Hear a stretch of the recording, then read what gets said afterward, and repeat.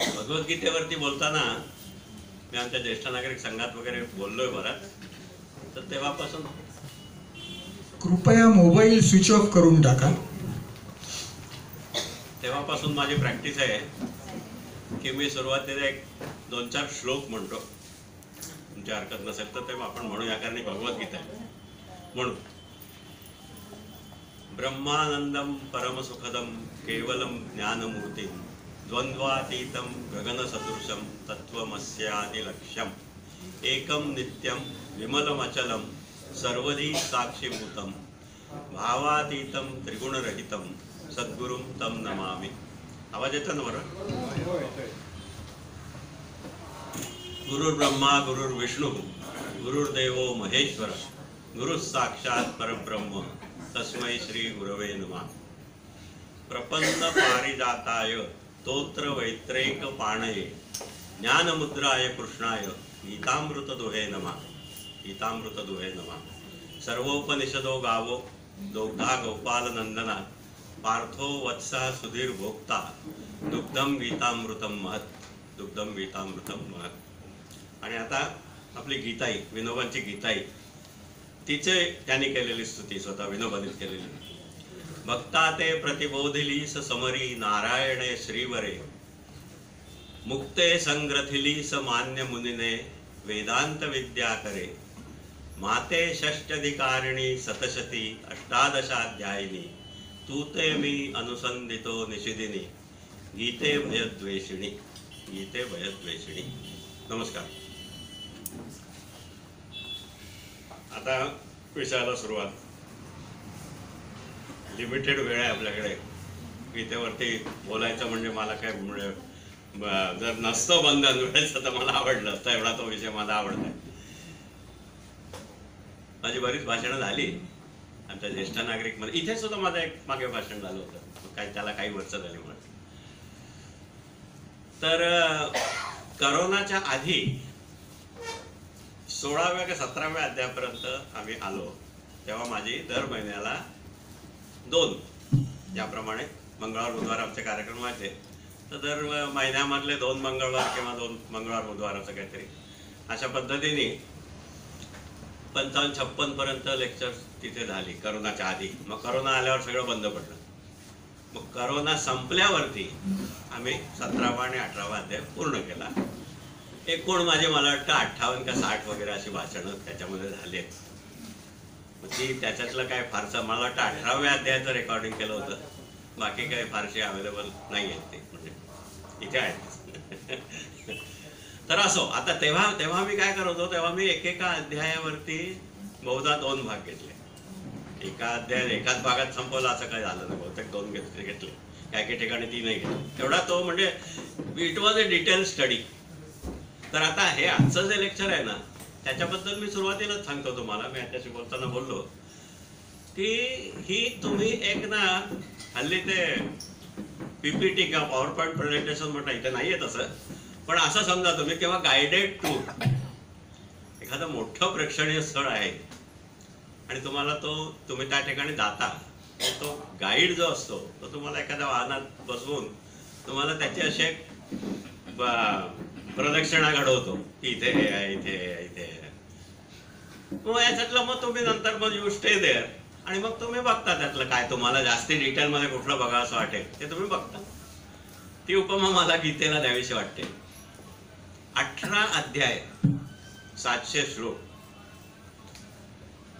ह्याच्यामध्ये मानवी जीवनाला व्यापून उरणारे सगळे चिरंतन प्रश्न जे आहेत, जे प्रश्न आजही आहेत, 2025, 2625 म्हणा, 2825 काही म्हणा, तुम्ही 3825 म्हणा, जोपर्यंत मानवी जीवन आहे तोपर्यंत जे जसे प्रॉब्लेम आहेत तोपर्यंत गीता कालबाह्य कधीच होणार नाहीये. हे माझं स्वच्छ मत आहे. कारण आज एवढी वर्ष ती टिकली आहे, अजूनही आपल्या प्रश्नांची उत्तर त्यात आहेत, तर पुढेही राहतील. रिलेव्हन्स, कालबाह्यता ही ते कालातीत आहे. ते कसं ते मी आता येतो त्याच्याकडे हळूहळू. आता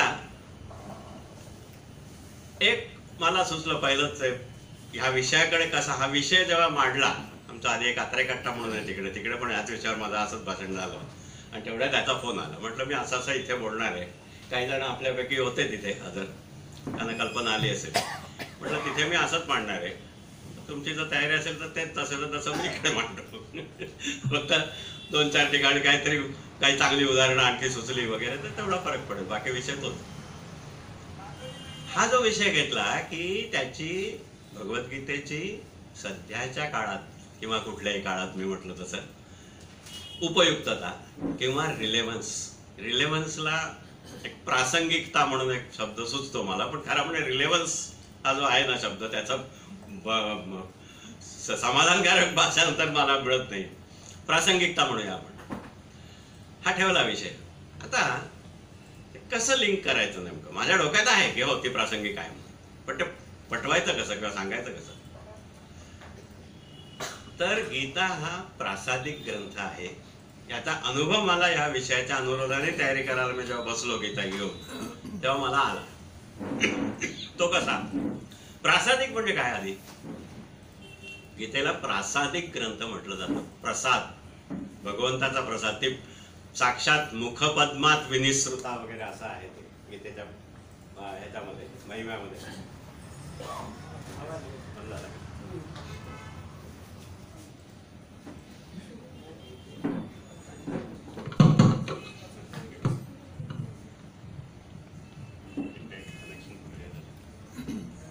याला ना एकदम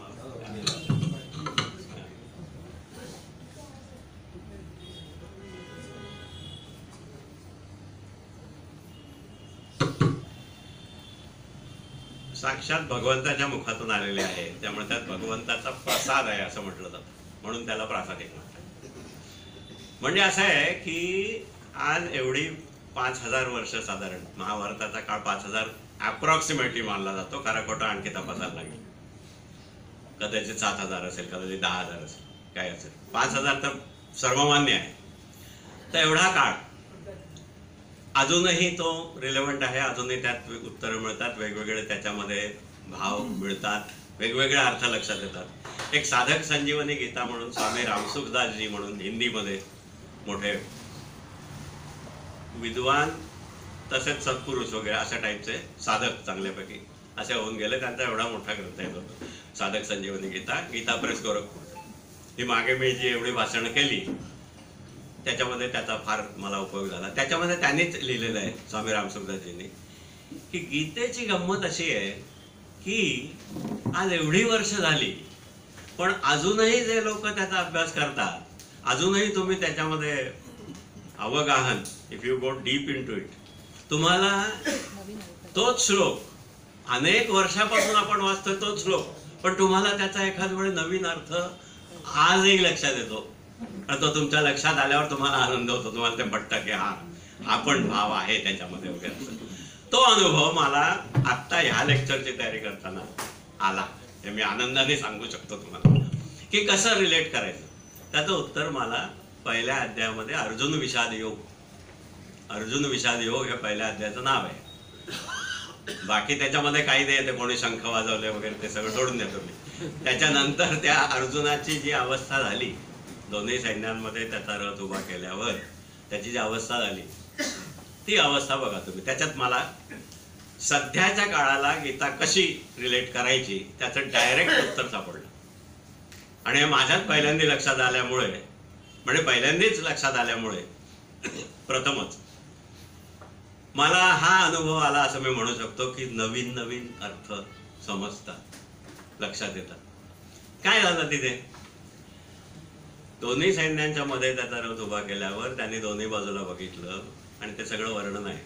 दोन्हीकडे आजे बाप मुले नातू सगळे सोयरे काके मामे संबंधी शाला संबंधी नसता गुरु शिष्य हे दोन्ही बाजूला दिसले. समोर भीष्म पितामह द्रोण आणि सगळे ते दुर्योधन कौरव जे त्याचे चुलत भाऊ होते. तर स्वजनांना मारायचं हे दिसल्यावरती त्याचा तो गर्भगडीत झाला आणि त्याचं जे वर्णन आहे सगळं, सगळी जळते त्वचा होतसे तोंड कोरडे गांडीव न टिके हाती न शकेची उभा राहू. आता आता मी श्लोक वाचायचं म्हटलं त्याच्यात वाचता येते मला, पण माझ्या एवढं आठवतंय तेवढं सांगतो मी. असं सगळं हे झालं. थोडक्यात म्हणजे चक्करल्यासारखं व्हायला लागलं, विपरीत लक्षणं दिसायला लागली, त्याला दिवसा कोल्ह्यांचे वगैरे आवाज यायला लागले वगैरे असं वर्णन आहे. आणि तो रथात खाली बसला. मी न झुंजेची, मी लढणार नाही असं म्हणून तो खाली बसला. कारण का, तर त्याच्या मनात विषाद उत्पन्न झाला.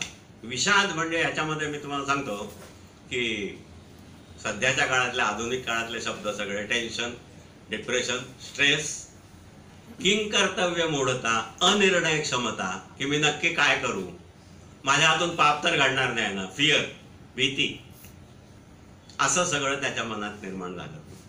आणि श्रीकृष्ण का, तर आपण स्वजनांचा वध करणार. अरे राज्यासाठी काय ते राज्य, त्याच्यासाठी यांना मारायचं एवढ्या स्वजनांना, हे मोठं पाप घडणार आपल्या हातून. पितामह, भीष्म आणि द्रोण. द्रोणांनी त्याला धनुर्विद्या शिकवली, द्रोण त्याचे गुरु, आणि भीष्म पितामहांच्या अंगा खांद्यावर तो खेळला, अत्यंत लाडका त्यांचा. ह्यांना मारायचं ह्या विचाराने त्याचं सगळं, ही अशी लक्षणं सगळी झाली. हे काय असतं, हे काय असतं, हल्लीच्या काळामध्ये आपण अशी लक्षणं दिसायला लागली तर काय करतो,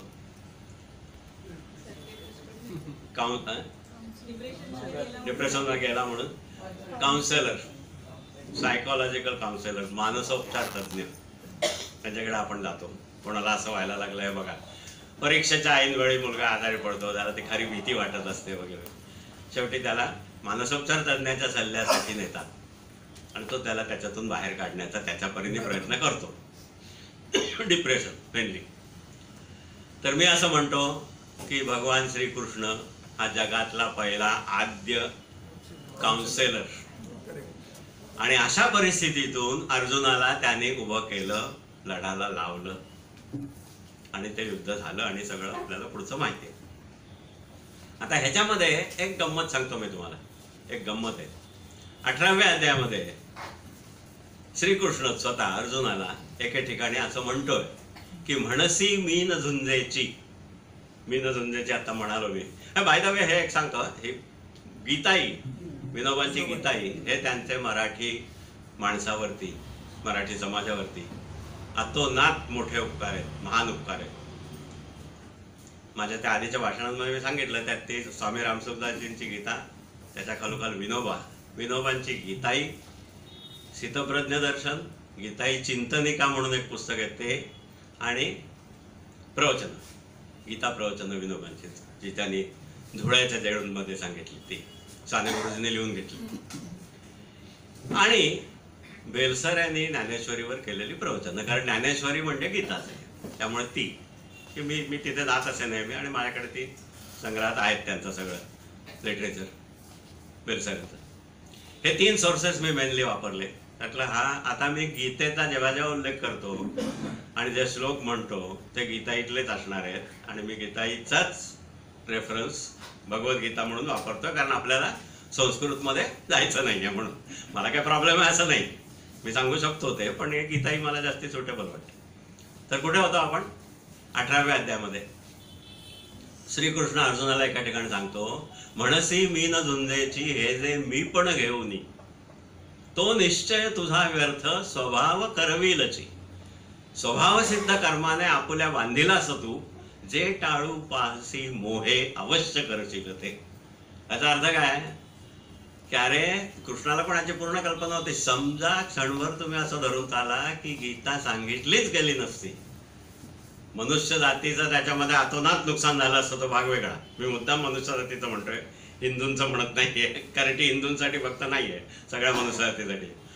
मनुष्य जातीचं अतोनात नुकसान झालं असतं. पण समजा सांगितली गेली नसती तर काय झालं असतं. अरे हे बघा अर्जुनाला काय होत आहे, अचानक काय चक्करल्यासारखं वाटतं, राजवैद्य वगैरे बोलावले असते कोणीतरी, काहीतरी त्याला थातुरमातुर उपचार केले असते. युधिष्ठिर, भीम आणि इतर भावंड सगळी ह्यांनी त्याला सांगितलं असतं की अरे तू जर असं केलंस, तुझा हातपाय काढून बसला असा, तर आपलं अतोनात नुकसान आहे याच्यामध्ये. आपल्याला विजयाची तर सोडाच, लढण्याची सुद्धा आपल्याला म्हणजे लढावं की नाही असा प्रश्न पडेल जर तू नसलास तर. आपलं अतोनात नुकसान होईल, आपले सैनिक वाटेल तसे मरतील. भीष्म जोपर्यंत सेनापती होते तोपर्यंत ते पर डे 10,000 सैनिक मारत होते, असा महाभारतात उल्लेख आहे. That was Bhishma. अर्जुन जर नसता त्यांच्या पुढे तर आणखी पता नाही कितने मार दिए होते. असं ते सगळं होतं. तर ह्यांनी समजावलं असतं, तो कसा तरी उभा राहिला असता. कृष्ण तेच सांगतो, आपल्या स्वभावसिद्ध कर्माने तू क्षत्रिय आहेस, युद्ध तू टाळू शकत नाहीस, तू युद्धाला उभा राहणार नक्की. पण ते युद्ध जे झालं असतं, पता नाही त्याचा रिझल्ट काय झाला असता. आणि त्याच्यात कन्व्हिक्शन, गीता ऐकल्यानंतर तो जो उभा राहिला, ते जे युद्ध झालं तसं झालं नसतं ते. असो, तर ह्याच्यातून त्याला श्रीकृष्णाने वरती काढलं. आता मी हे रिलेट कसं करतोय हल्लीच्या काळातले प्रश्न. हा जो प्रश्न आहे, आपले सगळे सोयरे नातेवाईक, आपला मुलगा, तरुण मुलं, त्यांची व्यसनं, त्यांचे हे बाबा पेपर फुटलाय, पेपर मिळू शकतो आज रात्री, उद्या परीक्षा आहे, आज मला पेपर मिळू शकतो, महत्वाची कुठली परीक्षा समजा 12वी, नीट समजा, जेई समजा, कुठली समजा वाटेल ती, पेपर फुटलेला आहे, तुमची जर 1-2 लाख खर्च करायची तयारी असेल तर मला पेपर मिळू शकतो, काय करायचं? हे जे असे जे प्रश्न असतात, हे प्रश्न मी हे उदाहरण दिलं. आणखी मी 2 उदाहरणं त्या दिवशी दिली, सांगतो मी तुम्हाला. एक अगदी साधं, याच्यापेक्षा साधं उदाहरण आहे. पेपरात आलेली बातमी, पार्ला सांताक्रूजच्या त्या परिसरातली नरसिंहमंजीकडे जाणारा रस्ता, स्टेशनवरून जाणारा रस्ता आणि SV रोड या कॉर्नरवरती घडलेला तो अपघात आहे. It was an accident. एक तरुण मुलगा, चांगल्या सुस्थितीतलं कुटुंब, त्याला नवीन गाडी घेऊन दिलेली, 18-20 वर्षाचा असेल, ड्रायव्हिंग नुकतंच शिकला असेल, तो तिकडून येत होता आणि त्या कॉर्नरवरती त्यांनी एका महिलेला त्याच्या गाडीचा धक्का बसला. तो धक्का बसला म्हणजे एवढा जबरदस्त बसला की ती बाई त्याच्यामध्ये गेली. आणि नंतर ज्या बातम्या आल्या त्याच्यावरून त्या मुलाला समजलं, तो मुलगा आधीच घाबरला. त्याला त्या अपघाताच्या स्थळी, आपल्या हातून अपघात झाला, ही बाई उडवली गेली म्हटल्यानंतर त्याला तिथे थांबायची काही त्याची हिंमत झाली नाही. तो घाबरला आणि तो it was a hit and run सारखं झालं. तो घरी गेला. SV रोडवरती नानावटीच्या बाजूला त्याचं घर असेल, बंगला असेल. खाली गॅरेजमध्ये गाडी उभी केली, थोडेसे ते टायर बियर धुवून टाकले स्वतःच, घरी जाऊन बसला. त्याच्या तोंडावरून समजत होतं की हा काहीतरी भानगड झाली आहे का, बोलत नाही, काही नाही, सचिंत बसलाय एकदम. आई वडिलांनी थोडा प्रयत्न केला, काय झालं ड्रायव्हिंगला गेला होतास ना, कसं झालं, आली ना नीट चालवता वगैरे. हा गप्प. संध्याकाळी TV वरती बातम्या आल्या, त्याच्यामध्ये ती गाडी बिडी दिसली. आई वडिलांच्या लक्षात आलं की ती बहुधा आपलीच गाडी आहे, ही जी गाडी घेतली तीच आहे. मग मुलाला परत खोदून विचारलं. त्यांनी शेवटी कबूल केलं की हो, ती माझ्या हातूनच तो अपघात घडला, ती बाई उडवली गेली. नंतर एक सांगायचं राहिलं, नंतर ज्या बातम्या आल्या त्याच्यामध्ये हे आलं की ती प्रेग्नंट होती. म्हणजे आणखी आता हिट अँड रन केस, सदोष मनुष्यवधाचा आहे कायद्याच्या भाषेमध्ये. आता आई वडिलांनी काय केलं, तिथे भगवद्गीता येते. साधं उदाहरण म्हणून मी सांगतो. आई वडिलांनी काय केलं, आई वडिलांनी मुलाला 2 अल्टरनेटिव्ह होते. ठीक आहे, तू आत्ताच्या आत्ता ना कुठेतरी बाहेरगावी जाऊन राहा, आम्ही बघतो इथे काय ते, की गाडी पूर्ण वॉशआउट करून टाकू, जमल्यास गाडी काढूनच टाकू किंवा तिचा रंग बदलून टाकू, काय करू.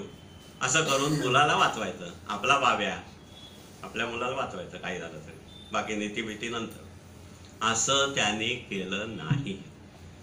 मुलाला घेऊन ते आई वडील पोलीस स्टेशनला गेले आणि मुलाकडून सगळी हकीकत त्याने कबुली जबाबसारखं सर्व दिले. पोलिसांनी पण बरोबर त्या पद्धतीने हँडल केलं ते की शेवटी अपघातच आहे, शेवटी अपघात आहे. त्या मुलाचं तो त्या बाईला ओळखतही नव्हता.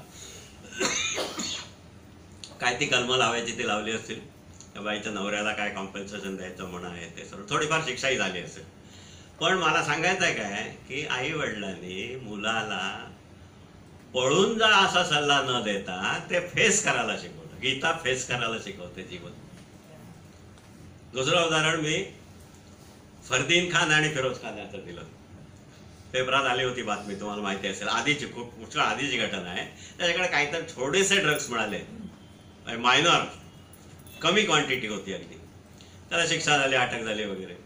त्यात फिरोज खानचं स्टेटमेंट असं आलं होतं, मी पेपरात आलेल्या बातमीच्या आधारे बोलतोय. फिरोज खानचं स्टेटमेंट असं आलं होतं की माझ्या मुलाच्या हातून जर काही घडलं असेल, गुन्हा घडला असेल, त्याच्याकडे ड्रग्ज सापडले असतील, तर law will take its own course, I will not interfere. मी ढवळाढवळ करणार नाही, माझा मुलगा म्हणून त्याला वाचवायचा प्रयत्न वगैरे हे मी करणार नाही. तर ते काय असेल ते तो फेस करेल. मग त्याने ते सोडून दिलं कायद्यावरती. This is Bhagavad Gita. In short, face करायला शिकवते आपल्याला. कन्फ्रंटेशन किंवा संघर्षाचा जो मुद्दे येतात, आधी मी उदाहरणं दिली, पेपर फुटी किंवा ड्रग्स वगैरे असे व्यसन, बिघडणं, मुलं बिघडणं, तरुण पिढी बिघडणं वगैरे. आपली मुलं नेहमी, तुम्ही कोणालाही विचारा, संगतीमुळे बिघडतात बरं का. आपल्या मुलाच्या संगतीमुळे दुसरी मुलं बिघडत नाहीत कधी. कुठलाही पालक असं म्हणत नाही की माझ्या मुलाच्या संगतीमुळे तो शेजारचा चांगला मुलगा बिघडला. नो नो, माझा मुलगा त्या संगतीमुळे बिघडला. असं सर्व म्हणजे काय, या ड्रग्सच्याच बाबतीत पुढे अलीकडच्या काळामध्ये काय झालं तुम्हाला माहिती आहे. म्हणून मी मुद्दाम ते उलट उदाहरण दिलं की असाही स्टँड घेता येतो की काय व्हायचं. तर भगवद्गीता कन्फ्रंटेशन, संघर्ष, जीवनातला जो अटळ संघर्ष आहे, असे प्रसंग येणं की काय करू, कैसे माझे श्रेय होईल सांगा, पायापाशी पातलो शिष्य भावे, असं दुसऱ्या अध्यायामध्ये अर्जुनाच्या तोंडात श्लोक आहे.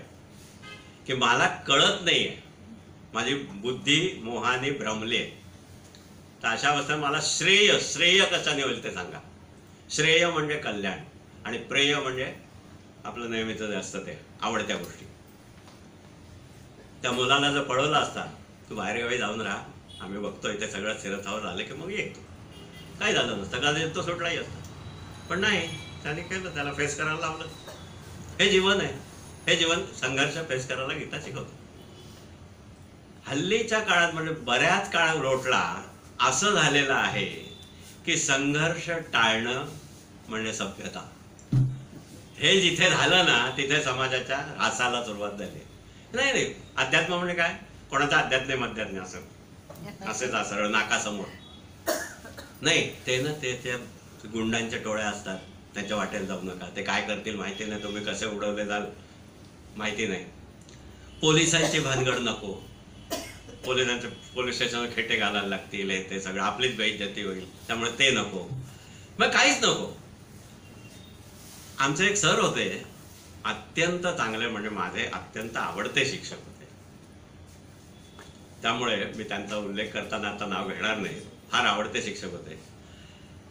SSCचं शाळेमध्ये सेंटर घ्यायचं तर तो सेंटर सुपरिटेंडंट किंवा अशी काय पोस्ट असते की तो सेंटरचा इन्चार्ज, ते व्हायला ते नकार द्यायचे. कारण काय, ते घाबरायचे की मला कोणी कॉपी करताना मुलगा दिसला तर ॲज ए सेंटर इन्चार्ज मला त्याला पकडायला लागेल, मग त्याला 2-3 वर्ष त्याची फुकट जातील, तो रस्टिकेट होईल, हे होईल, ते होईल, बोर्ड त्याच्यावर ऍक्शन घेईल, त्याची 3 वर्ष फुकट जातील.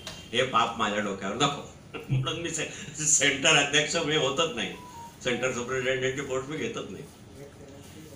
हा पलायनवाद आहे. अर्जुन जे करत होता, अर्जुनाची जी आर्ग्युमेंट्स होती सगळी की स्वजनांना मारायचं, पाप लागेल, कुलक्षय, हे ते वगैरे, त्याचं बरंच आर्ग्युमेंट आहे पहिल्या अध्यायामध्ये.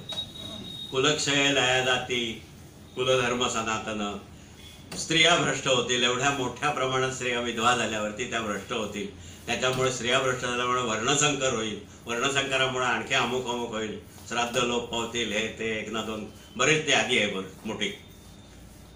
मी स्वतः एकदा पहिल्या अध्यायामध्ये अर्जुनाने जे आर्ग्युमेंट केलं त्याची उत्तरं गीतेमध्ये 2ऱ्या ते 18व्या शेवटच्या श्लोकापर्यंत कुठे मिळतात का ते बघण्याचा मी स्वतः प्रयत्न केलेला आहे.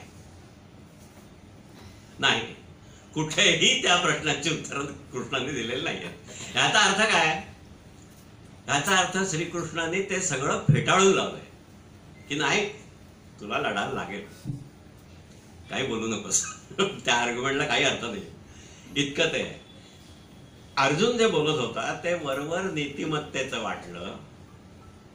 काय बोलला तो की मी ह्यांना मारून मला राज्य नको, मी असाच निशस्त्र होऊन रथात बसून राहीन भलेही ते कौरव येऊन मला शस्त्रांनी मारोत. त्यालाही त्याची तयारी होती.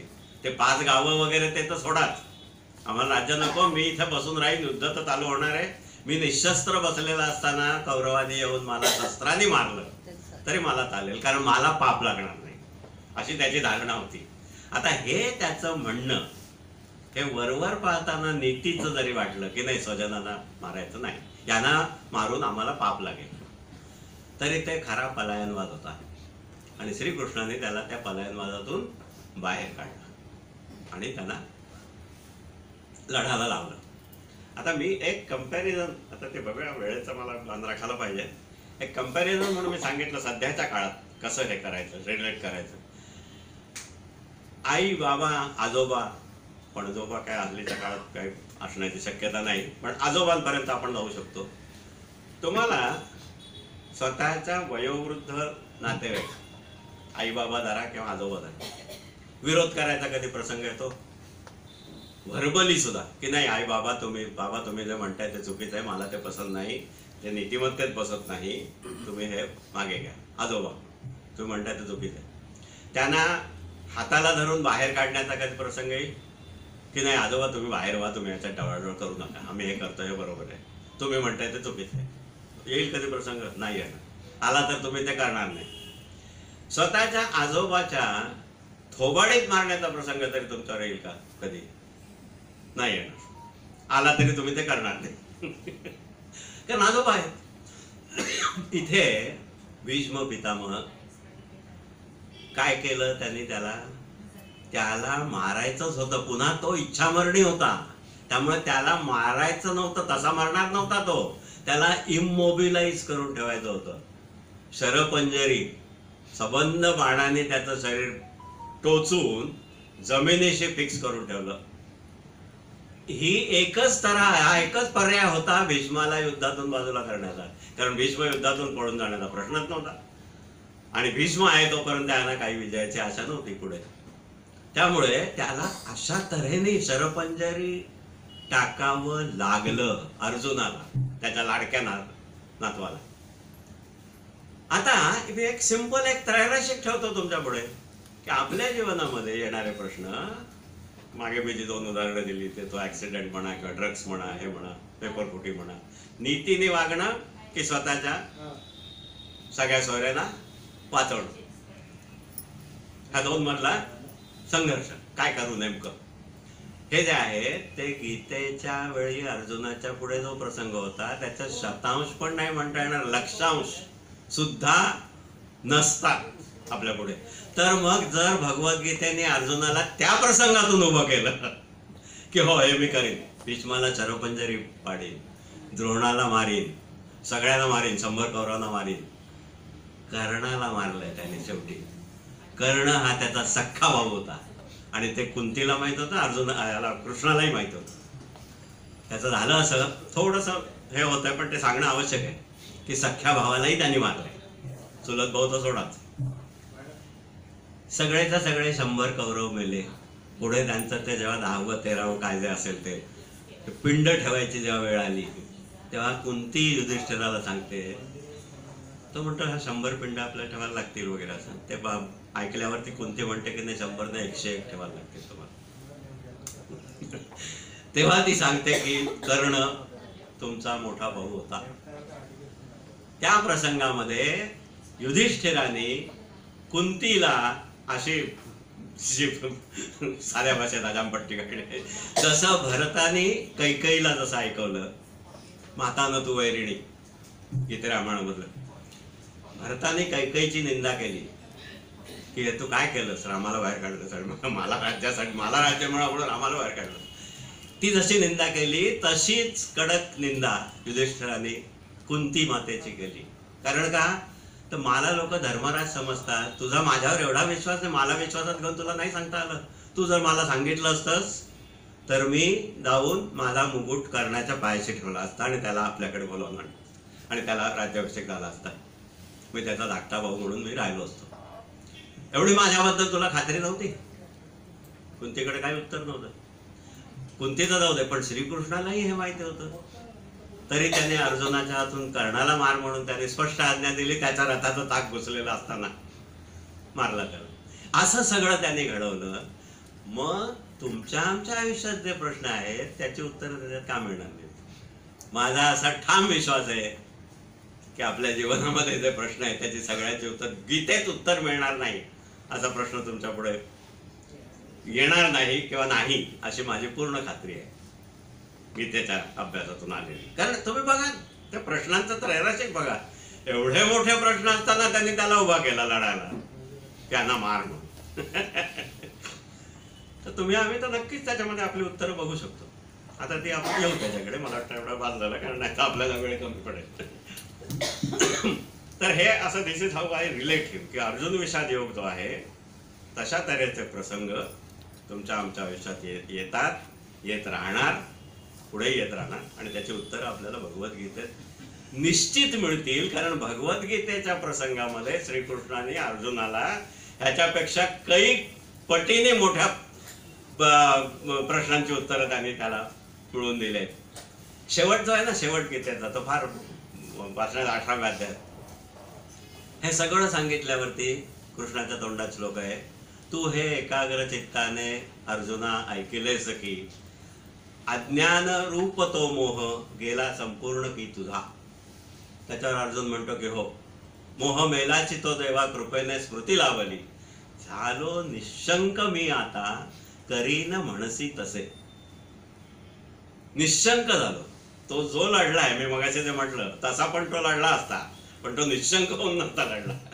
त्यामुळे ते युद्धाचं काय झालं असतं माहिती नाही. आणि गीता सांगितली गेली नसती तर मानवजातीचं आतोनात नुकसान झालं असतं. आपण आज त्याच्यावर बोलू शकलो नसतो. तर ते तसं झालं. झालो निशंक मी आता करीन म्हणसी तसे. त्या करीन म्हणसी तसे मध्ये ज्ञानेश्वरीमध्ये, मला वाटतं ज्ञानेश्वरी का दुसऱ्या कुठल्या ग्रंथामध्ये संतांच्या विवरण जे आहे ते फार अप्रतिम आहे. ते असं आहे की निशंक आणि करीन म्हणसी तसे म्हणजे काय, त्याने अर्जुनाच्या तोंडात अशा हे घातले की कौरव तर माझे चुलत भाऊ आहे. उद्याचा प्रसंग आला आणि तुझं म्हणालास आणि तो प्रसंग जर असा असला की मला जर ते योग्य वाटलं तुझ्या सगळ्या तत्वज्ञानाप्रमाणे, तर मी भीष्म आणि युधिष्ठिराची पण भीम आणि युधिष्ठिराची पण लढेल. एवढा निशंक झाला तो. असो, आता आपण विषयाकडे वळू. तर हे झालं अर्जुन विषाद योगासारखे प्रसंग जे येतात त्यामुळे आपल्याला गीता रिलेव्हंट आहे. आता मी असं करणार आहे की दुसऱ्या अध्यायापासून 2, 3, 4, 5 तिकडे त्या दिवशी जे झालं त्याच्यामध्ये 6व्या 7व्या अध्यायापर्यंत आपला वेळ संपला. आता इथे काय होतंय बघूया. आपण जर आणखी फास्ट गेलो थोडे तर आणखी थोडं पुढे जाता येईल. एवढा मी जाणार आहे. फक्त महत्त्वाचे श्लोक घेऊन त्याच्यावर थोडं थोडं बोलत जाणार आहे की हे असं असं आहे म्हणून. आणि मग पुढे आपण त्याचा हे करू, समारोप करू. आणि मग जर पुढे इन केस तुम्हाला त्याच्यामध्ये इंटरेस्ट वाटला तर मग आपण पुढे त्याचा विचार करू, काही ठेवायचं असलं तर. असा माझा एकंदर प्लॅन आहे. दुसरा अध्यायाची गंमत अशी 11व्या श्लोकापासून 11 ते 30 अशोचानन्वशोचस्त्वं करीसी भलता शोक वरी ज्ञानही सांगसी, अशी त्याची सुरुवात आहे. श्रीकृष्णाच्या गीता ही जीवनाला, मनुष्य जीवनाच्या तत्वज्ञानाला थेट भिडते. थेट. एक मध्ये सांगायचं राहिलं, ते सांगितल्याशिवाय पुढे जाणं बरोबर होणार नाही. काउन्सिलर, आपण जे मगाशी म्हटलं ना, काउन्सिलर, ही वॉज द आद्य काउन्सिलर होऊन गेला तो पहिला आणि थोर.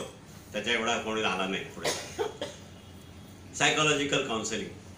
नॉर्मन व्हिन्सेंट पील म्हणून एक अमेरिकन विचारवंत, म्हणजे तो मला वाटतं रोमन कॅथोलिक चर्चचा फादरही होता. तो ही वॉज अ फादर. पण त्याची बरीच पुस्तकं आहेत, बेस्ट सेलर वगैरे आहे, पॉझिटिव्ह थिंकिंगवर बरीच पुस्तकं आहेत. आणि ही वॉज डुईंग काउन्सिलिंग. पुस्तकं चांगली आहेत त्याची, त्याचे विचार वगैरे मिळते जुळते आहेत. मी बेल्सनच्या तोंडून त्याचं नाव हे केलेलं आहे, हेही सांगतो तुम्हाला. Norman Vincent peel, PEALE. त्याचं असं प्रसिद्ध वाक्य आहे, तो स्वतः काउन्सिलर आहे आणि त्याचं प्रसिद्ध वाक्य असं आहे की एनी काउन्सिलिंग, नीट ऐका, काळजीपूर्वक ऐका, any counselling worth the name हे काउन्सिलर स्वतः सांगतोय. Any counselling worth the name has to be spiritual counselling. This is Gita. Bhagavad Gita हा काउन्सिलिंगचा विषय आहे.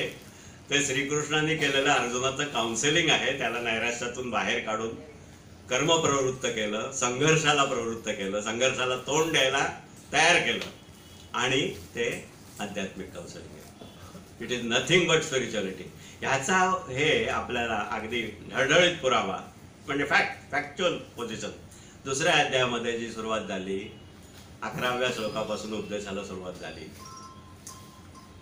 तू ज्याचा शोक करू नये अशा गोष्टी नत्वम शोचितुम अर्हसी, हे अनेक श्लोकांचा शेवट आहे. नत्वम शोचितुम अर्हसी. तू ज्याचा शोक करू नये अशा गोष्टींचा शोक करतोयस. नाही, विनाशी देह हे सारे बोलिले त्याचा शाश्वत नित्य निस्सीम तो आत्मा अर्जुना झुंज यास्तव. हा मला वाटतं 30वा श्लोक आहे शेवटचा. 11व्यापासून 30व्यापर्यंत आत्मस्वरूपाची लक्षणं सगळी वर्णन केली की आपण जीवात्मे आहोत. आपल्याला जन्म मृत्यू अनेकदा आपला होत राहणार आहे. मी तू आणि कहे राजे न मागे नव्हतो कधी, तसेच सगळे आम्ही न पुढेही नसू कधी.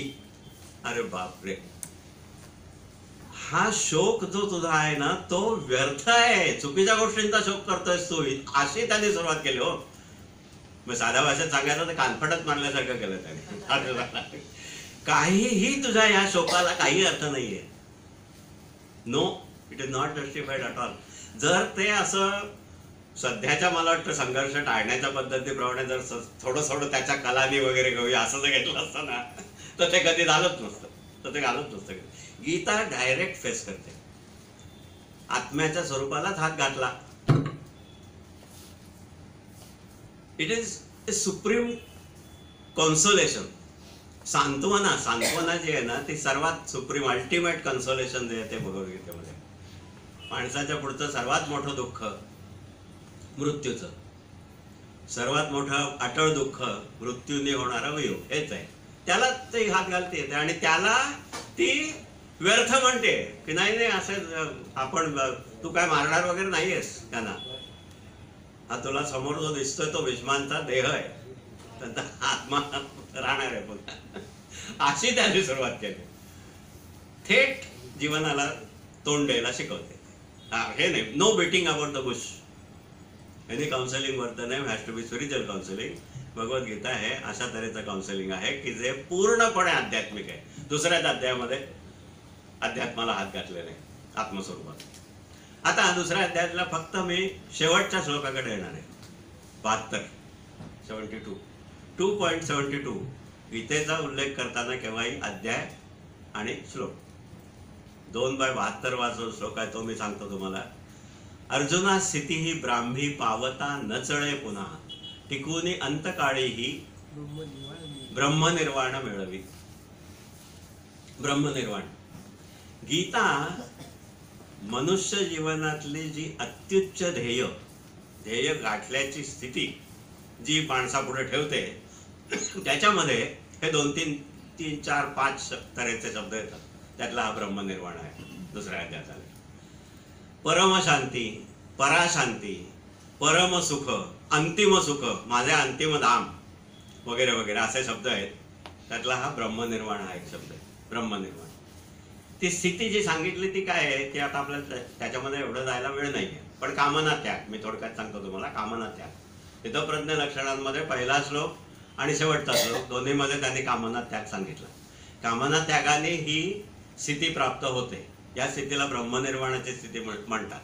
आणि हा श्लोक मी का घेतोय, टिकून अंतकाळी ही ब्रह्मनिर्वाण मिळवी.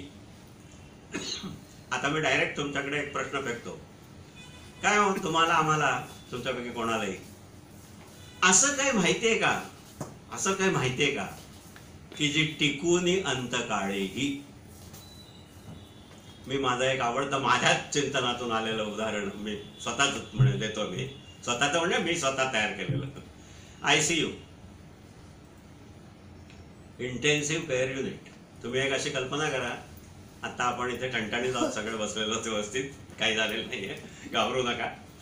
पण तुम्ही मनाने ICU मध्ये जा, एक असा पेशंट पडलेला आहे आडवा, तिथे ते व्हेंटिलेटरचे ग्राफ वगैरे असे होत आहेत, तो असा जो होतोय तो केव्हाही असा सरळ होईल अशी शक्यता डॉक्टरांनी सांगितलंय, काही दिवस, काही तास किंवा काही मिनिटं असं समजा तुम्ही. ओके.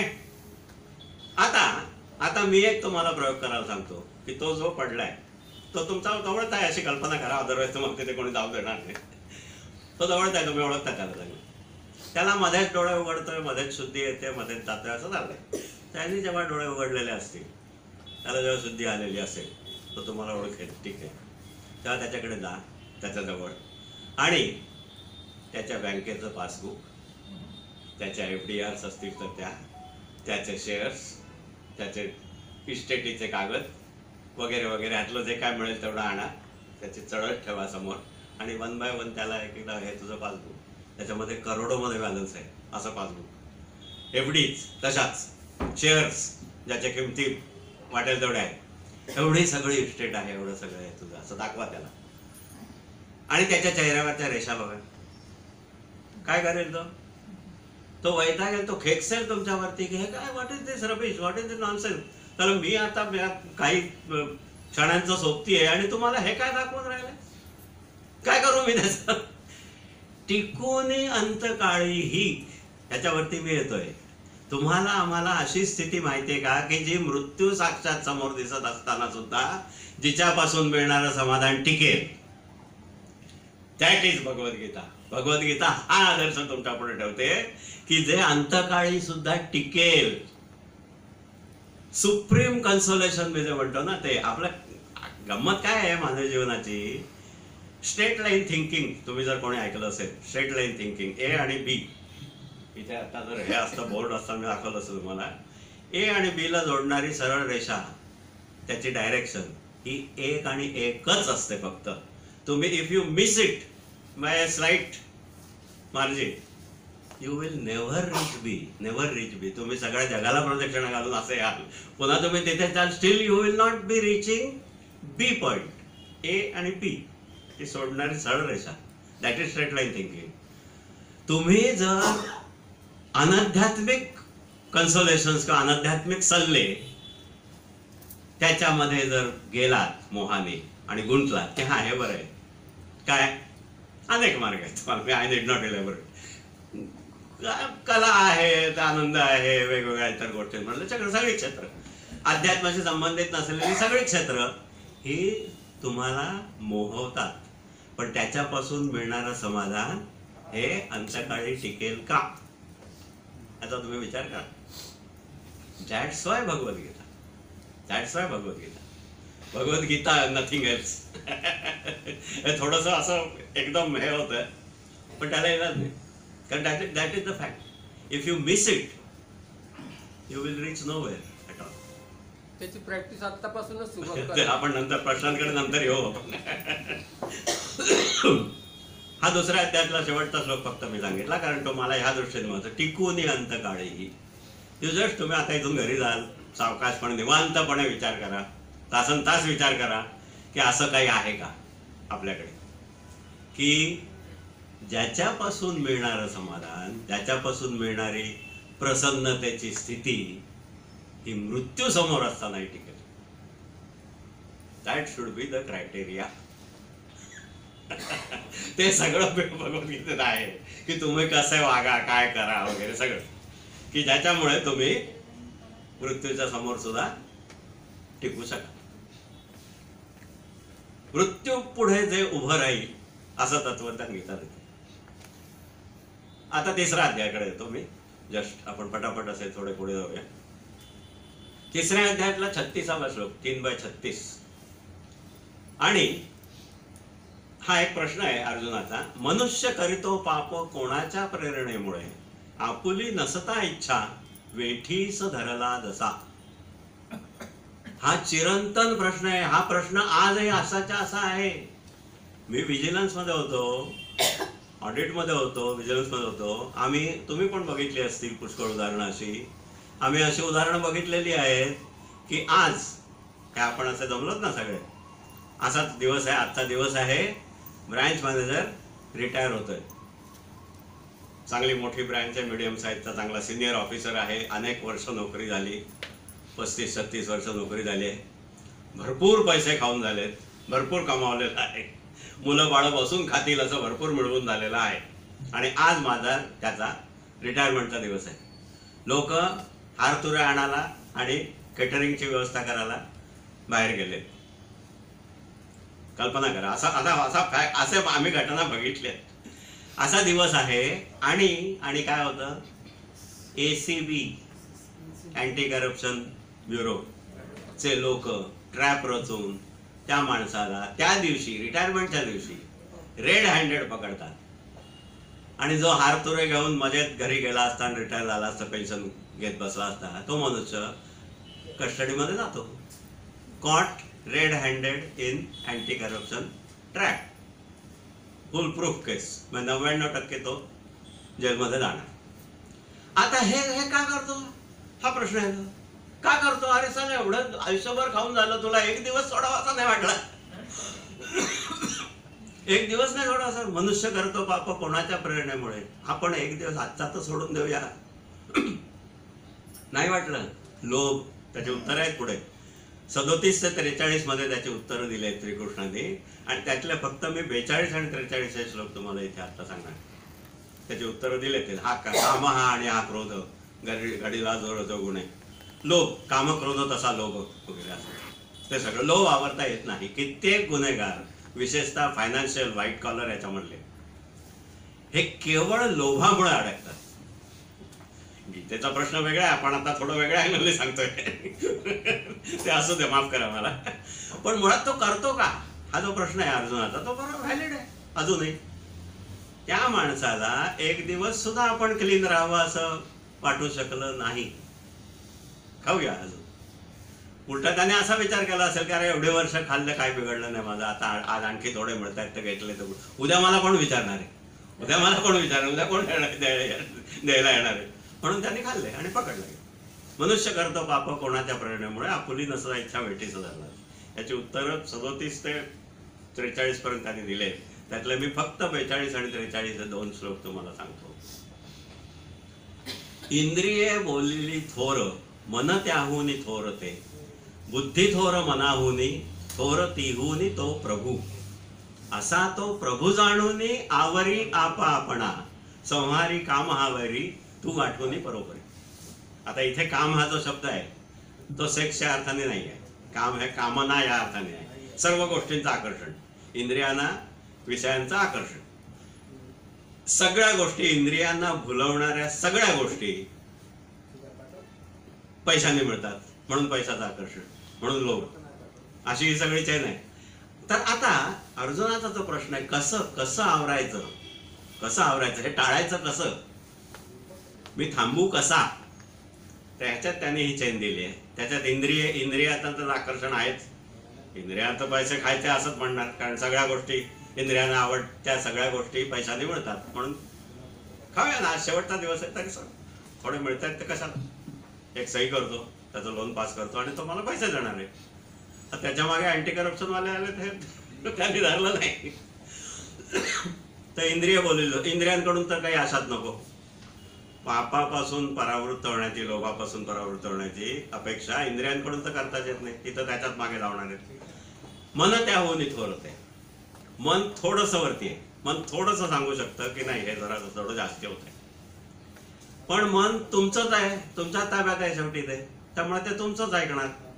हे जाऊ दे, अजून 1-2 काय ते समजा तुम्ही झाले जास्ती. एकीकडे मन सांगत असं नाही जास्ती होत आहे, डॉक्टरांनी थोडं कमी करायला सांगितलंय, पण मन सांगत चालेल, काय मिळत नाही, चालेल, मजा येते ना, मजा येते, त्यामुळे मन त्याच्या मागे जाणार. बुद्धी त्याहून येतो. बुद्धी आणखी थोडा विचार करू शकते. तुम्हाला परावृत्त, जर ती बुद्धी सद्बुद्धी असली तर होऊ शकतं, पण ती सद्बुद्धी नसते, ती तुमचीच बुद्धी असते. त्यामुळे ती त्याचंच जस्टिफिकेशन करते उलट की काय होणार आहे. बुद्धी अडकायचं कसं नाही किंवा सुटायचं कसं, त्याचा मार्ग बुद्धी दाखवेल. मग ती खड्ड्यातच घालते पुन्हा तुम्हाला की नाही ठीक आहे, काय होत नाही, बघूया, आपण प्रिकॉशन घेऊया. पकडलं नाही गेलं म्हणजे झालं असं बुद्धी सांगणार तुम्हाला. म्हणजे बुद्धी कामाची नाही. आता काय आहे, थोर तिहुनी तो प्रभू. प्रभू म्हणजे इथे ईश्वर किंवा आत्मा. आपण जीवात्मे आहोत, आत्म्याचा अंश आपल्यामध्ये आहे. तर तुम्ही जर भगवंताला शरण गेलात, भगवंता वाचून नीती पोरकी असते, असं आमच्या महाराजांचं वचन आहे, आमच्या गुरूंचं, गोंधळेकर महाराज. भगवंता वाचून नीतिमत्ता किंवा नुसती नीती ही पोरकी आहे, पोरकी, अनाथ. भगवंताचा भक्कम पाठिंबा पाहिजे त्याच्यामध्ये. ते ह्या श्लोकांमध्ये सांगितलेलं की कसं आवरायचं. असा तो प्रभू जाणून आवरी आपणा. तो प्रभूच तुला याच्यातून सोडवू शकेल. माझ्या ईश्वराला हे आवडणार नाही असं जर असलं तरच तुम्ही पैसे खाण्यापासून परावृत्त होऊ शकाल, अदरवाईज नाही. अदरवाईज तुमचंच आहे ते, मन बुद्धी तुमचीच आहे, ती तुम्हाला खड्ड्यातच घालणार आहे निश्चित अगदी, कारण ती तुमच्या बाजूची आहे. प्रभू म्हणजे आत्मा. आत्मा जो आहे तो इंडिपेंडंट आहे आणि तो तुमच्या अंडर नाहीये. तो तुम्ही जर नाही ऐकलं, तुम्ही जर या मार्गाने नाही गेलात तर तो नुसता बघत राहतो. ठीक आहे, मग काय दुर्बुद्धी, विनाशकाला विपरीत बुद्धी, तसं या माणसाचं चाललंय, जाऊ दे. किंवा त्याला जेव्हा सुदैवाने जेव्हा त्याला जाग येईल की अरे बाबा मी चुकीचं करतोय, तेव्हा तो वळेल या मार्गाला, अदरवाईज नाही. भगवद्गीता असं सांगते की नाही, त्याच्याकडे लक्ष दे. असा तो प्रभू जाणूनी आवरी आपणा. आपल्याला स्वतःला आवरण्याची शक्ती किंवा बुद्धी ही तो दे, त्याखेरीज दुसरं काही नाही. आज 21व्या शतकात आपण आहोत. मनुष्यांना पापापासून त्याला सगळ्या तमाम सगळ्या पैसे खाणारे किंवा भ्रष्टाचारी किंवा जे काय कोणी असतील सगळे, त्यांना माहिती असतं की आपण चुकीचं करतोय. माहिती असतं, प्रत्येकाला माहिती असतं. असा कोणीच नसणार की त्याला वाटतच नाही असं काही. त्यांना आपण चुकीचं करतो माहिती असतं, कारण तो बसलेला आहे आतमध्ये. तर त्याचा ऐका, त्याला शरण जातात तो तुम्हाला परावृत्त करेल, अदरवाईज दुसरा कुठलाही मार्ग नाही. राजयोग किंवा आपण डायरेक्ट 6व्या अध्यायामध्ये येतोय, तिसऱ्या नंतर. 4था 5वा मी सोडून दिला कारण सगळ्या अध्यायांमध्ये जायला आपल्याला तेवढा वेळ नाही. राजयोग 6वा अध्याय, राजयोग. गीता त्याला आत्मसंयम योग असं म्हणते. हे जे काहीतरी मला वाटतं 10 ते 32, 6व्यातले 10 ते 32 या 23 श्लोकांमध्ये पातंजल योग दर्शन म्हणून जो एवढा मोठा ग्रंथ आहे, मला वाटतं त्याच्यामध्ये 555 सूत्र वगैरे आहेत. साधनपाद, समाधीपाद, विभूतीपाद आणि कैवल्यपाद असे त्याच्यामध्ये 4 भाग आहेत, मोठी प्रकरणं, आणि एकूण 555 सूत्र आहेत. गीतेच्या या 6व्या अध्यायामधल्या 32 आणि पुढे आहेत आणखी, पण या 10 ते 32 या 23 श्लोकांमध्ये तुम्ही पवित्र स्थान पाहून घालावे स्थिर आसन, न घ्यावे उंच नीच. ते आसन कसं घ्या, कुठे बसा, कसे बसा, शरीर स्थिर राखावे, समरेखेत स्थिर राखून, न पाहावे कुणीकडे वगैरे वगैरे, ब्रह्मचर्यवरती स्थिर वगैरे, असं सर्व वर्णन 10व्यापासून 32व्या या 23 श्लोकांमध्ये संपूर्ण पातंजल योग त्यांनी त्याच्यात आणलेला आहे. आपण बघतोय ना की 700 श्लोकांमध्ये मानवी जीवनातला कुठलाही असा प्रश्न राहिला नाही की सगळ्या जीवनाला गवसणी घातली अशी उत्तरं त्याच्यात ठेवली त्याने. तसं हे 6व्या अध्यायामध्ये 25, 30, 35 श्लोकांमध्ये संपूर्ण पातंजल योग दर्शन त्याच्यामध्ये आहे. तुम्ही कसे बसा, काय करा वगैरे वगैरे सर्व. आपल्याला आता वेळ नाही, मी फक्त त्याच्यातले तुम्हाला 2 श्लोक सांगणार आहे, परत 2च फक्त, 16 आणि 17, कारण ते माझ्या मते आजच्या याच्यामध्ये फार रिलेटेड आहेत. ते क्विकली आपण त्याच्यामध्ये जाऊ शकतो. न योग फार खाऊनी किंवा खाण्याची सोडूनी, न योग फार खाऊनी किंवा खाण्याची सोडूनी, न फार झोप घेऊनी किंवा जागत बैसुनी, निजणे जागणे खाणे फिरणे आणि कार्यही मोजूनी करीतो त्यास योग हा दुःख नाशन. ते मोजूनी करीतो त्यास, याच्यासाठी मी हे 2 श्लोक सांगतोय. काय काय सांगते गीता, काय योग म्हणजे काय, आत्मसंयम योग किंवा राजयोग म्हणजे काय. तर तुम्ही हे सगळं निजणं, जागणं, खाणं, फिरणं आणि कार्य म्हणजे आपण जे काम करतो, ऑफिसमध्ये जातो का काय उद्योग व्यवसाय जो काय करतो चरितार्थासाठी, ते हे सगळं त्याच्यात येतं. आणि गीता असं सांगते की हे सगळं जो मोजून करतो, मोजून म्हणजे प्रमाणात, योग्य, ॲप्रोप्रिएट, ऑप्टिमम, असे वेगवेगळे शब्द त्याला वापरता येतील आपल्याला, तर त्याला हा योग दुःखनाशन होईल. अदरवाईज नाही, अदरवाईज नाही. आता मी येतो त्याच्याकडे. तुम्हाला अलीकडचं ते माहिती असेल, 2 गाजलेले मोठ्या दिग्गजांचे उद्गार, 70 तास आणि 90 तास. मी तिथे येणार. मोजूनही करतो ते असं. अरे काय ते 70 तास कसं, 90 तास कसं, डोंबल, इट इज नॉनसेन्स. नाही, बरोबर नाही ते, बरोबर नाही. It is overwork, it is workaholism. IT क्षेत्रातल्या विशेषतः संबंध, मी स्वतः आहे, माझा मुलगा IT मध्ये आहे, त्यामुळे मला माहिती आहे. माझा मुलगा नाही का तसं करत सुदैवाने, पण IT क्षेत्रातले बरेचसे पालक तुम्ही बघा, ते कौतुकाने तुम्हाला हे सांगतात की आमचा मुलगा ना IT मध्ये इंजिनियर आहे, चांगल्या पोस्टवर आहे, भरपूर पॅकेज आहे मोठं. सकाळी जाताना 7:30 पावणे 8ला त्याला निघायलाच लागतं. त्याच्यामध्ये उशीर चालत नाही. रात्रीची येण्याची वेळ फिक्स नाही. कधी 9 वाजतील, कधी 10 वाजतील, कधी 11 वाजतील, काय सांगता येते, ते जसं काम असेल तसं. अरे काय आहे ते? आणि ही गोष्ट तुम्ही कौतुकाने का सांगता? लाज वाटली पाहिजे सांगायला. म्हणजे I have to be harsh. गीतेला हे मान्य नाही. हे ओव्हरवर्क आहे. करिअर कसलं करिअर? तुम्ही चरितार्थासाठी काहीतरी काम प्रामाणिकपणे करताय, त्याचा तुम्ही पगार घेताय. आपण अमेरिकेकडे बऱ्याच गोष्टींसाठी आदर्श म्हणून बघतो. या कंपन्या सुद्धा, बऱ्याचशा IT मधल्या सुद्धा मोठ्या कंपन्या अमेरिकन आहेत किंवा इतर युरोपियन. अमेरिकन लोकांचे वर्क कल्चर मी बघितले, मी स्वतः बघितले. आमच्याकडे जी सिस्टीम होती CBS वगैरे, त्याच्यामध्ये मला वाटतं मायक्रोसॉफ्ट किंवा IBM याचे इंजिनियर त्याचा मेंटेनन्ससाठी एंगेज होते एका स्टेजमध्ये. तर त्यांचा मी बघितलाय,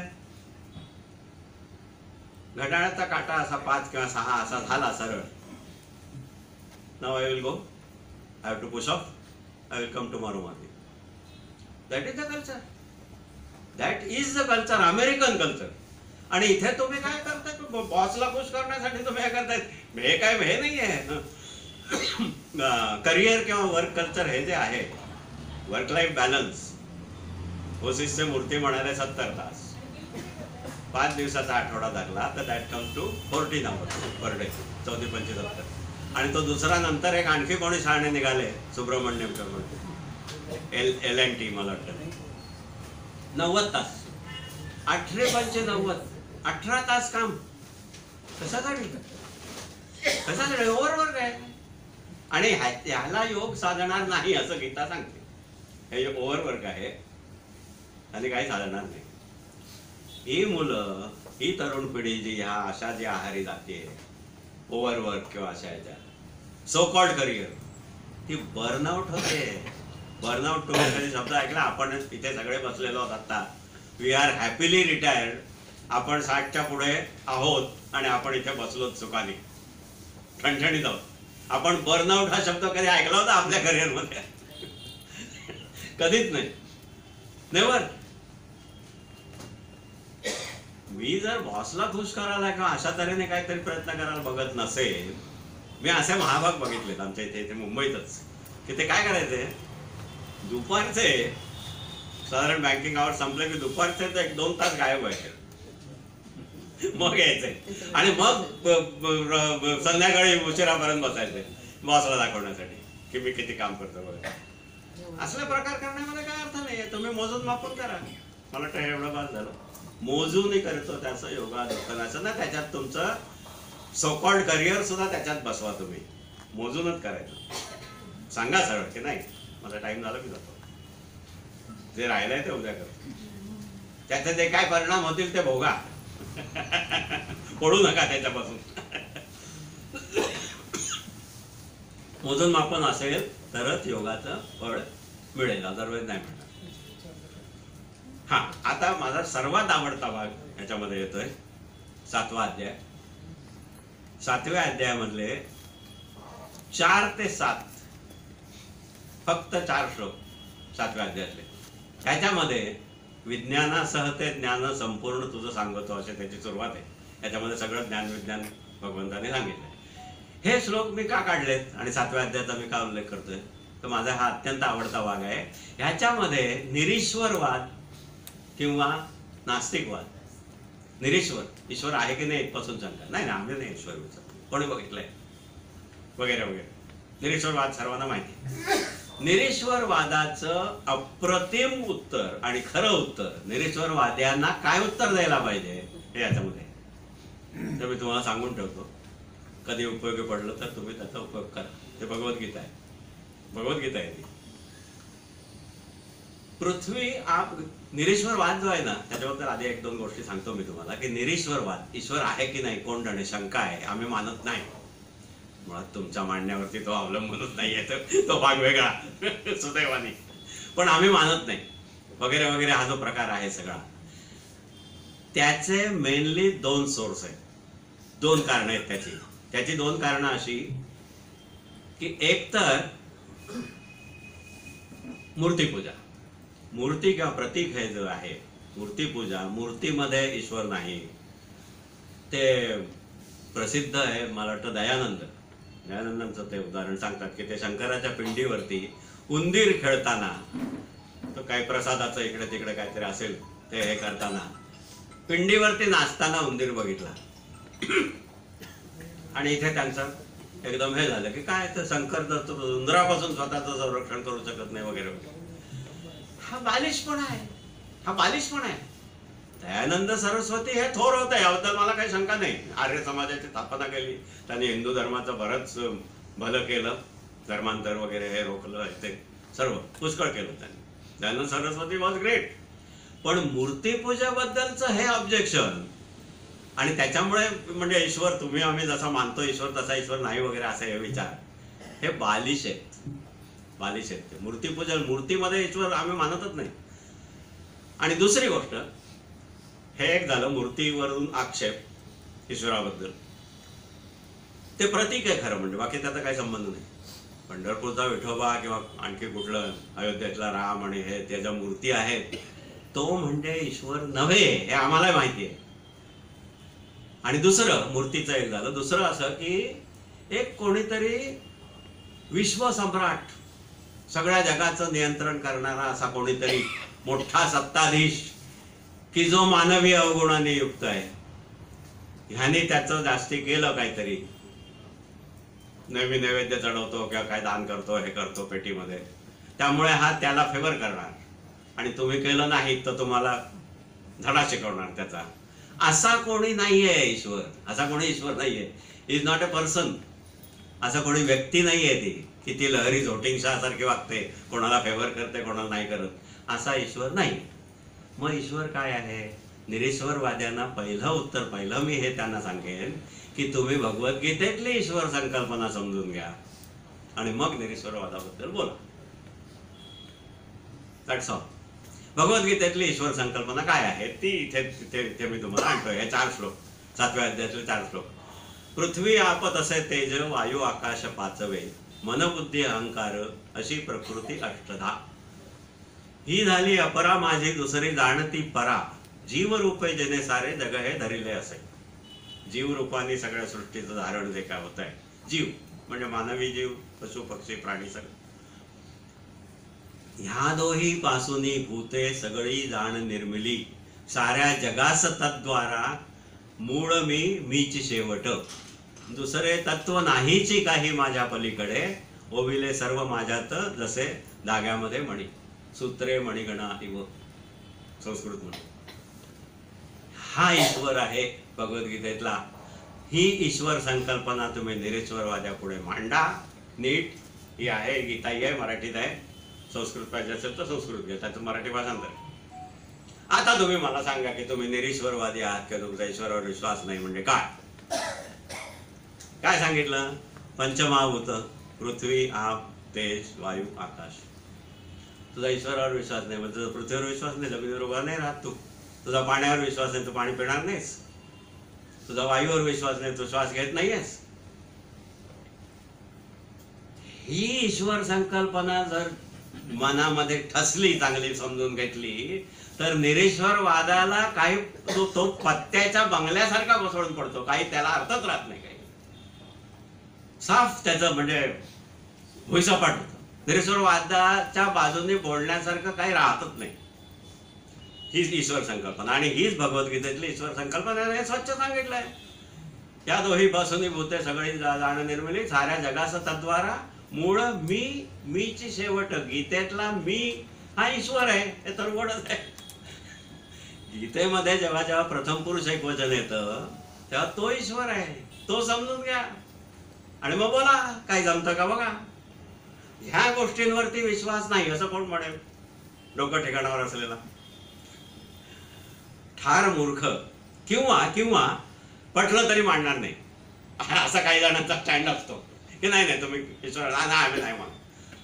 काही सांगा तुम्ही, तो भगवद्गीतातलं ईश्वर संकल्पना नाही ना, आमचा नाही विश्वास म्हणजे नाही विश्वास. त्याच्या पुढे हात टेकले, त्याच्या पुढे काहीच बोलता येणार नाही. पटलं तरी मांडणार नाही असं जर असेल तर त्याला काही इलाज नाही. हे एक 4 श्लोक आणि त्याच्या खेरीज आणखी एक दुसरं उत्तर द्यायचं झालं तर तेही गीतेत आहे. गीतेत आणि ते माझ्या डोक्यात फिट आहे, त्यामुळे मला कुठेही न बघता ते सांगता येतं. मानवी शरीरामध्ये निरीश्वरवादी माणसंच आहेत, त्यांना मानवी शरीरच आहे. आहे बरोबर. मानवी शरीरामध्ये ईश्वर स्वतः भगवंताने गीतेमध्ये सांगितलं आहे. ईश्वर मानवी शरीरामध्ये कुठे कुठे आणि कसा कसा आहे अनेक ठिकाणी सांगितलेलं आहे. पण त्याच्यातल्या माझ्या 4 गोष्टी माझ्या पक्क्या लक्षात आहेत. सर्वांतरी मी करतो निवास, देतो स्मृती ज्ञान विवेक सर्वा. स्मृती ज्ञान विवेक. आपल्याला कुठली गोष्ट कशी आठवते, कधी आठवते, कधी आठवत नाही ते आपल्याला सांगू शकत नाही आपण. ती स्मृती, स्मृती ज्ञान विवेक या रूपाने तो आहे मेंदू.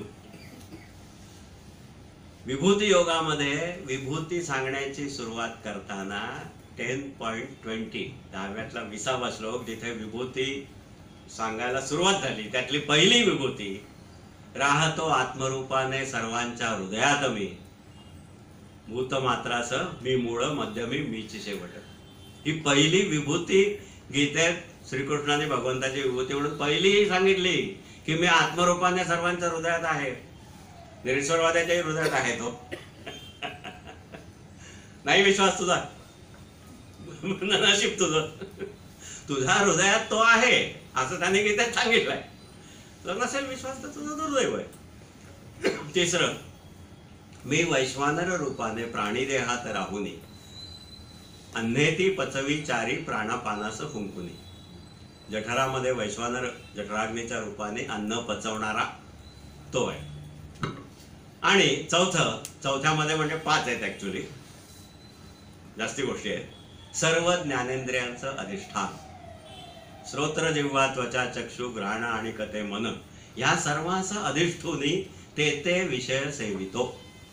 हे भगवंताने आपलं रूप गीतेमध्ये सांगितलेलं आहे. काय की ज्ञानेंद्रियांचं अधिष्ठान. डोळा मन कोणाच्या प्रेरणेने विषयांकडे प्रवृत्त होतं. केन पतती प्रेषितम मना असा काहीतरी श्लोक आहे.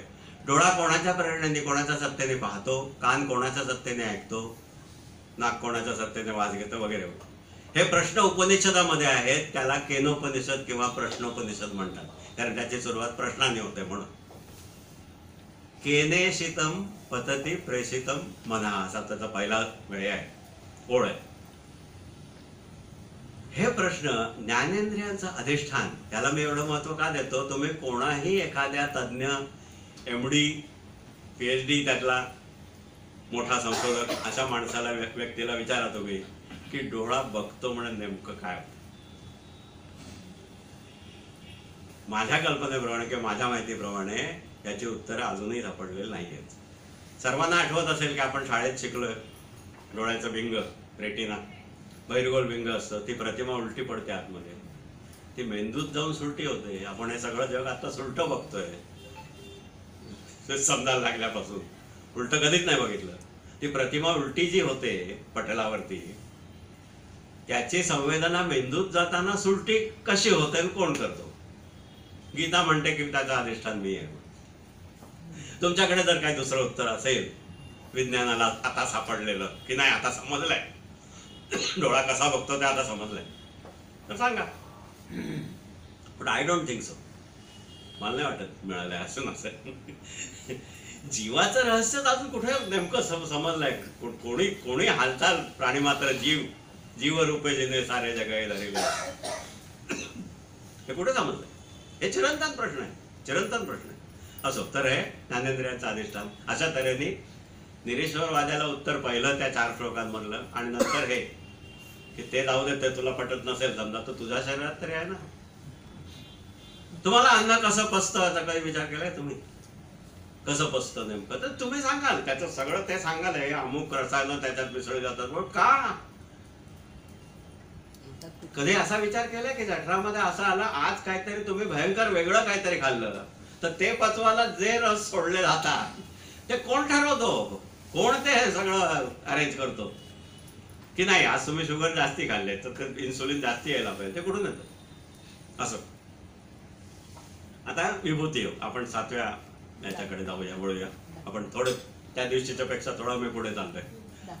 विभूती योग आपल्याला एकंदरीत अमेरिकन किंवा जॅपनीज गोष्टींचं फार आकर्षण आहे. हा फॅक्ट आहे. कॉर्पोरेट वर्ल्ड मध्ये विशेषतः झेन हा शब्द तुम्ही ऐकला असेल. झेन आणि झेन पेक्षा सुद्धा कायझेन क्वालिटी. जपानीज लोकांना ह्याचं कायझेनचं क्रेडिट फार दिलं जातं. काय कायझेन म्हणजे काय आहे की सतत गुणवत्ता वाढवत राहण्याचा प्रयत्न, a continuous effort towards quality or excellence. भगवद्गीतेतला Vibhuti Yoga is nothing but excellence. मी तो तुम्हाला 20 नंबरचा श्लोक सांगितला, तिथपासून पुढे काहीतरी मला वाटतं असे 40-42 काहीतरी आहेत. विभूतीयुक्त जी वस्तू लक्ष्मीवंत उदात्त वा, माझ्याची किरणातून निघाली जाणती असे. सगळ्या विभूती जेवढ्या सांगितल्या की मी प्राण्यांमध्ये सिंह आहे, पर्वतांमध्ये हिमालय आहे, नदी गंगा नद्यात मी अमुक तमुक, कुठेतरी त्या सवर शोकांमध्ये कुठेतरी एखादी अशी सामान्य, साधी, नगण्य, फालतू, एक्सलन्स पेक्षा बरीच खाली असलेली अशी कुठली वस्तू तुम्हाला आढळते का? नाही आढळणार. सिद्धानाम कपिलो मुनी, धनुर्धरांमध्ये अर्जुन, यादवांमध्ये स्वतः श्रीकृष्ण, मुनींमध्ये व्यास वगैरे वगैरे अशी सगळी उदाहरणं. हे काय आहे? This is the worship of excellence. Vibhuti Yoga हे त्यांनी सांगताना काय सांगितलं की मी असा आहे. म्हणजे काय? तुमच्या पुढे त्यांनी असे आदर्श ठेवले की जे त्या त्या क्षेत्रातले अत्युच्च आहेत, अत्युच्च आहेत, नथिंग लेस दॅन दॅट. म्हणजे is it not an effort to guide the society towards excellence? Kaizen हा आमच्याकडचा कायझेन नाही आहे का 5000 वर्षापूर्वीला? असा तऱ्हेने विचार केला तर तुम्हाला ते लक्षात येतं. व्हाय डिड ही टेल सो? सिद्धानाम कपिलो मुनी का खंडीवर सिद्ध होऊन गेले असतील आपल्याकडे, दुसरे कपिलापेक्षा थोडे खाली असे, त्यांची नावं का नाही घेतली? One and only one. पर्वतांमध्ये हिमालय, अशा तऱ्हेने का घेतली सगळी नावं? गुढांमध्ये मौन, अमक्यामध्ये भे, अमक्यामध्ये ते, अमक्यामध्ये ते, अशी सगळी टॉपची नावं का घेतली? It is goading you, directing you towards to strive for the best, not settle for less than that, not settle for less than perfection. Lokmanya टिळकांचं एक उदाहरण मी याच्यामध्ये उद्धृत करतो नेहमी. त्यांचा मला वाटतं मुलगा विश्वनाथ किंवा असं कोणत्या मोठ्या लोकांची मुलं ही काय फारशी तेवढी काय, पण त्यांच्या उंचीच्या पुढे ती कोणीच नव्हती, ते माहिती आहे आपल्याला. दोष देता येत नाही, कारण असा बाप असल्यानंतर काय करणार ती तरी. तर विश्वनाथ किंवा असं कोणतरी होता, त्याच्याबद्दल बोलताना तो काय मॅट्रिक जमतम झाला असेल का नाही माहिती नाही, झाला असेल त्या स्टेजला की आता त्यांनी काय करायचं पुढे तरी करून त्याला सेटल करून दिलं असेल. पण त्याच्यामध्ये लोकमान्य टिळकांच्या तोंडी एक वाक्य असं आहे, ज्याचा मी नेहमी उल्लेख करतो या संदर्भात. तू जोडे शिवलेस तरी चालेल, तू जोडे शिवलेस तरी चालेल. हे लोकमान्य टिळक ब्राह्मण स्वतः ते म्हणतात त्याला की तू जोडे शिवलेस तरी चालेल, पण विश्वनाथ टिळकांनी बनवलेला जोडा हा पुण्यात तसा कुठेही मिळत नाही किंवा महाराष्ट्रात कुठेही मिळत नाही असं लोकांनी म्हटलं पाहिजे. तर मला तेही चालेल. धिस इज विभूती योग. हा विभूती योग. प्रत्येकाला सीईओ किंवा एमडी होणं शक्य नाही, हे मलाही माहिती आहे, भगवान श्रीकृष्णालाही माहिती होतं. पण हे जे सगळं सांगितलं आहे, प्राण्यांमध्ये अमुक, पक्ष्यांमध्ये गरुड, पर्वतांमध्ये हिमालय, नद्यांमध्ये गंगा, हे जे सगळं सांगितलं त्याचा काय अर्थ की त्या त्या कॅटेगोरीमध्ये you may be a clerk in the bank, you may be a peon, be the best peon, be the best clerk. That can be your target and that can be achievable. की हा सर्वात ह्याला सांगितलं ना, ह्याला एकदा सांगितलेलं पुरतं, पुन्हा सांगायला लागत नाही आणि ते तो काम चोख करणार. अशा तऱ्हेचा पिऊन तुम्ही का होऊ शकत नाही, अशा तऱ्हेचा क्लार्क तुम्ही का होऊ शकत नाही. दिस इज विभूती योग. आणि शेवटी कोणाचाही द्वेष मत्सर न करण्याचं खरं कारण हे हा 10व्या अध्यायातला विभूती योग आहे असं माझं मत आहे. का नाही करायचा द्वेष? कारण ते विभूतीयुक्त जी वस्तू लक्ष्मीवंत उदात तेव्हा माझ्याची किरणातून निघाली जाणती असेल, म्हणून द्वेष करू नका. आज तो जो दिसतोय ना, तो जे सगळं वैभव भोगतोय, ते जे काय आहे ते त्याला देवाने दिलेलं आहे, देवाकडून आलेलं आहे. ते तेज, ती विभूती मत्व हे त्याच्याकडून आलंय, म्हणून त्याचा द्वेष करू नका. अदरवाईज द्वेष न करण्याला काही उत्तर नाहीये बाकीचं. अथवा काय हे फार जाडूनी करशील तू, एकांशे विश्व हे सारे व्यापुनी उरलो चिनी. हा शेवटचा श्लोक आहे 45वा. गीतेतलं कायचे नाही असं मी म्हणतो. आणि हे म्हणजे माझं वाचन आणि माझी तयारी आणि माझं हे काय काय मी केलंय ते मला माहिती आहे. त्यामुळे मी हे तुम्हाला ठामपणे सांगू शकतो की हे गीतेतलं कायजे नाही आम्हालाच शोध आहे, मी कुठे वाचलेलं नाही. आत्मस्तुतीचा दोष पत्करून मी असं म्हणतो की हे वाचलेलं नाही मी कुठे, हे मलाच वाटतंय. पण मला वाटतं की ते बरोबर आहे. आता 11वा अध्याय विश्वरूप दर्शन. 11वा अध्याय वाचताना जो कोणी थोडा तरी संवेदनशील का सेन्सिटिव्ह असेल, तेवढ्या पुरता तरी त्याला 11वा अध्याय वाचताना काहीतरी विलक्षण वाटल्याशिवाय राहत नाही असा त्याचा अनुभव आहे. आणि बेलसरे असं म्हणतात की विश्वरूप दर्शन 11वा अध्याय हा जर समजून घेतला तर गीता बरीचशी समजली असं होईल, एवढा तो महत्वाचा आहे. काय सांगितलं त्याने? त्यावेळेस त्याला अर्जुनाला काय दिसलं, त्या युद्धामध्ये पुढे काय होणार ते दिसलं. थोडासा त्याने श्रीकृष्णाने स्वतःची ईश्वरी शक्ती वापरून थोडासा रिझल्ट आउट केला आपल्या भाषेत, की हे असं असं होणार आहे. बी मारले हे सगळेचे आधी निमित्त मात्र भव सव्यसाची. हे सगळे मरणार आहेत. अर्जुनाला असं दिसलं की ते सगळे मोठे मोठे योद्धे दोन्हीकडचे त्याच्या मुखामध्ये, तो म्हणतो की मी काळरूपाने इथे प्रगट झालेलो आहे, भक्षावया सिद्ध इथे जनास. त्यांना सगळ्यांना मी गिळतोय तसं त्याला ते दृश्य दिसलं की ते सगळे त्याच्या मुखात जात आहेत आणि त्याच्या दाढांमध्ये आणि याच्यामध्ये ते चिरडले जात आहेत आणि ते जात आहेत त्याच्यामध्ये. आज तुम्हाला आम्हाला जर कदाचित चुकून विश्वरूप दर्शन झालं तर काय होईल? काय होईल? तुमच्या आमच्या जीवनात आत्ता जे चाललंय, आत्ता ज्या समस्या आहेत, गावाकडची कुठली तरी अँसेस्ट्रल वडिलांच्या किंवा बापदादांच्या काळातली कुठली तरी जमीन आहे, त्याची केस आज मुंबई हायकोर्टामध्ये अजून चाललेली आहे. त्या केसचं काय होणार ते तुम्हाला दिसेल कदाचित. असे असे प्रश्न तुमच्या आमच्या आत्ताचे जे प्रश्न आहेत जे फालतू आहेत, ह्या स्केलच्या पुढे फालतू आहेत ते एवढं मोठं युद्ध आणि ते त्यावेळेस त्याच्या पुढे तो प्रसंग होता म्हणून त्याला ते दिसलं. आज तुम्हाला आम्हाला जर दिसलं तर हे दिसतील.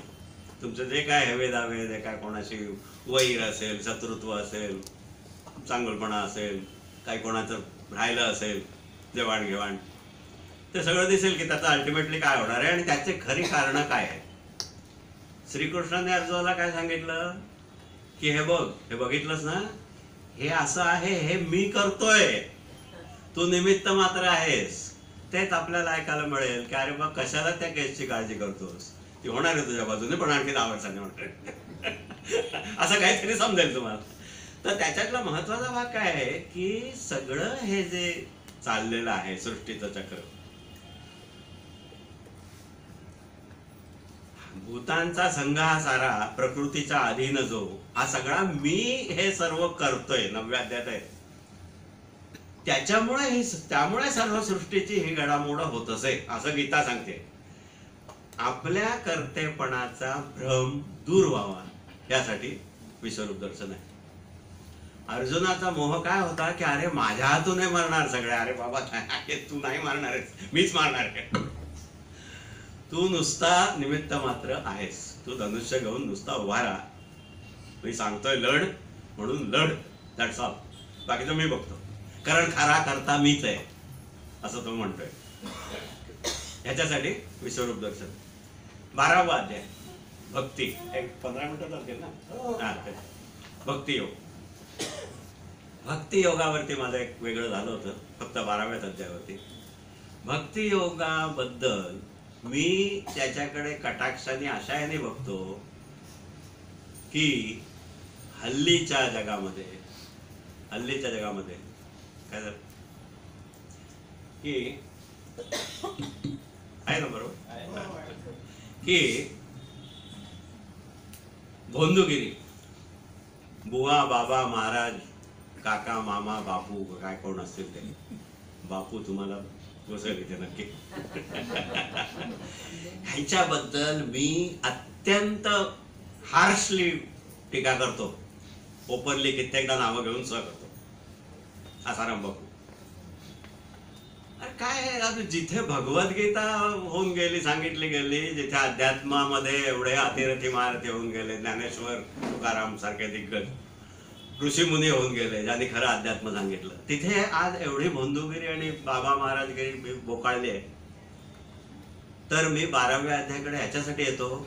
12व्या अध्यायातली भक्त लक्षणं 13 ते 20 8 श्लोकांमध्ये भक्त लक्षणं सांगितले.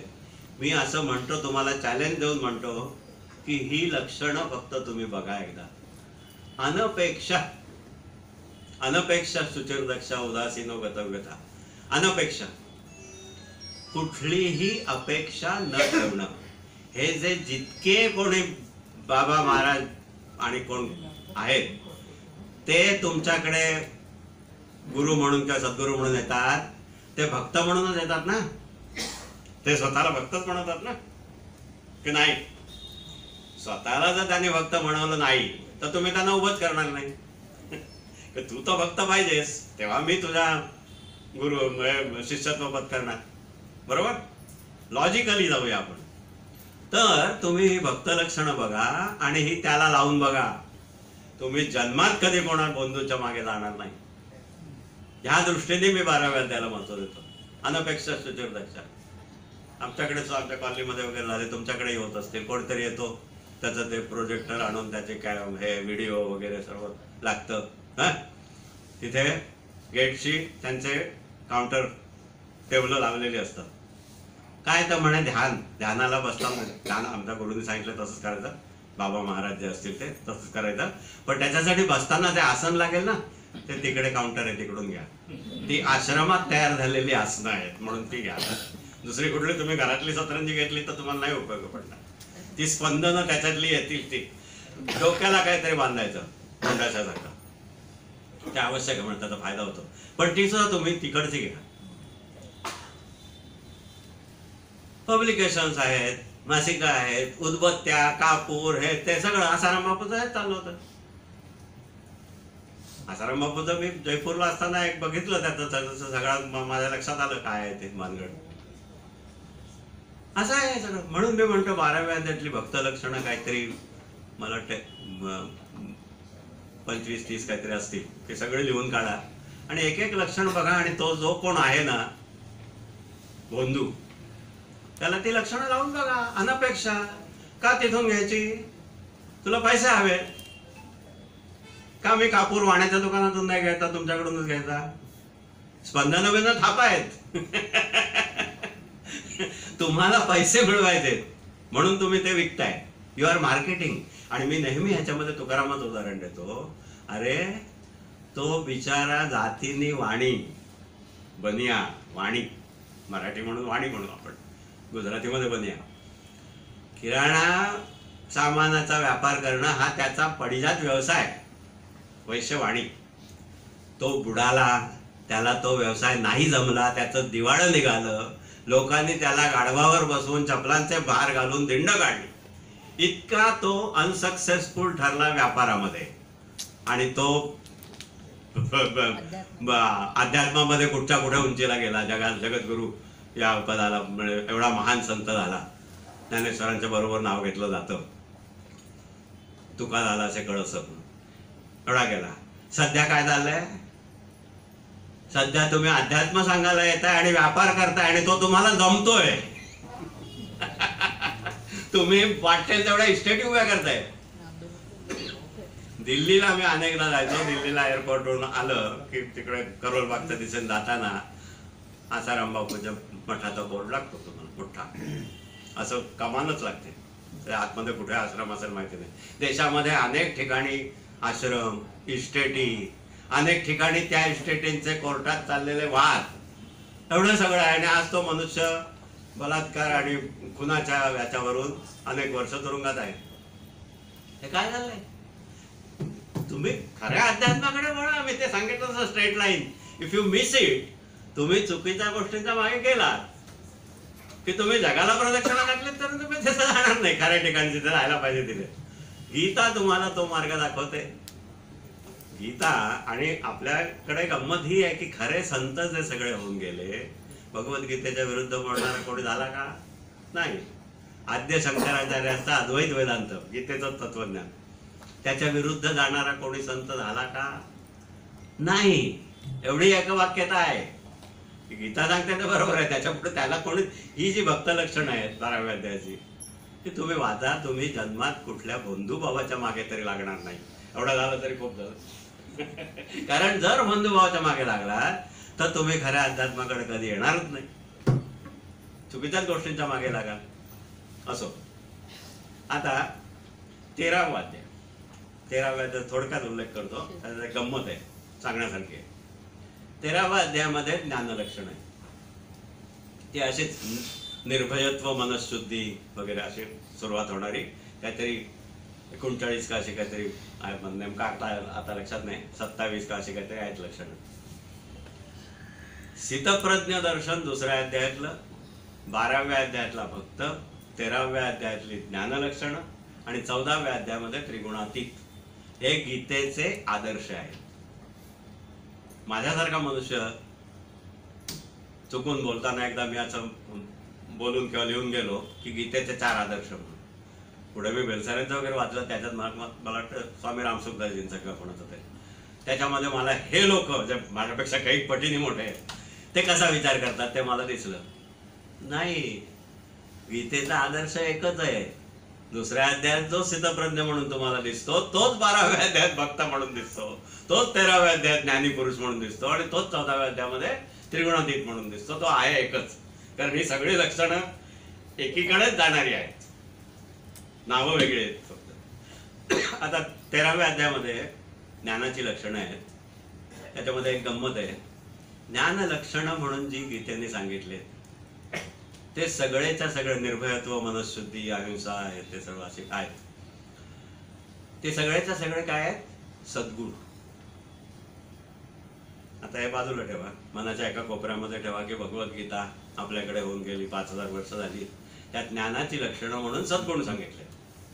सहज लक्षात येतं. ते बघितलं तर लक्षात येतं की ते सद्गुण आहे. ज्ञान लक्षणं म्हणजे काय असे अमुक अमुक म्हणजे ज्ञान असं नाहीये, ते सद्गुणच आहे. Let us go to Greek philosophy. Greek फिलॉसॉफीचा आद्य म्हणजे आपल्याकडे जसे आद्य शंकराचार्य, तसा जो त्या फिलॉसॉफीचा जो मूळ पाया किंवा गाभा ज्याला म्हणता येईल, सॉक्रेटिस. सॉक्रेटिसचं वचन आहे, knowledge is virtue. Knowledge is virtue. आणि गीता ज्ञानलक्षणांमध्ये सद्गुणच सांगते. हे मी बेलसाऱ्यांकडून ऐकलेलं, knowledge is virtue. It is sed bye Socrates. म्हणजे हे बघा, म्हणजे जे सत्य असतं ना ते असं जगाच्या ह्या कोपऱ्यापासून त्या कोपऱ्यापर्यंत असं एकत्रच येतं. त्याच्यात एकवाक्यता असलीच पाहिजे. Knowledge is virtue. मग गीता तेच सांगते, ज्ञानलक्षण म्हणून सद्गुणच सांगते. सगळे एकदाच सगळे सद्गुण आहेत, दुसरं काही लक्षण नाही त्याच्यामध्ये.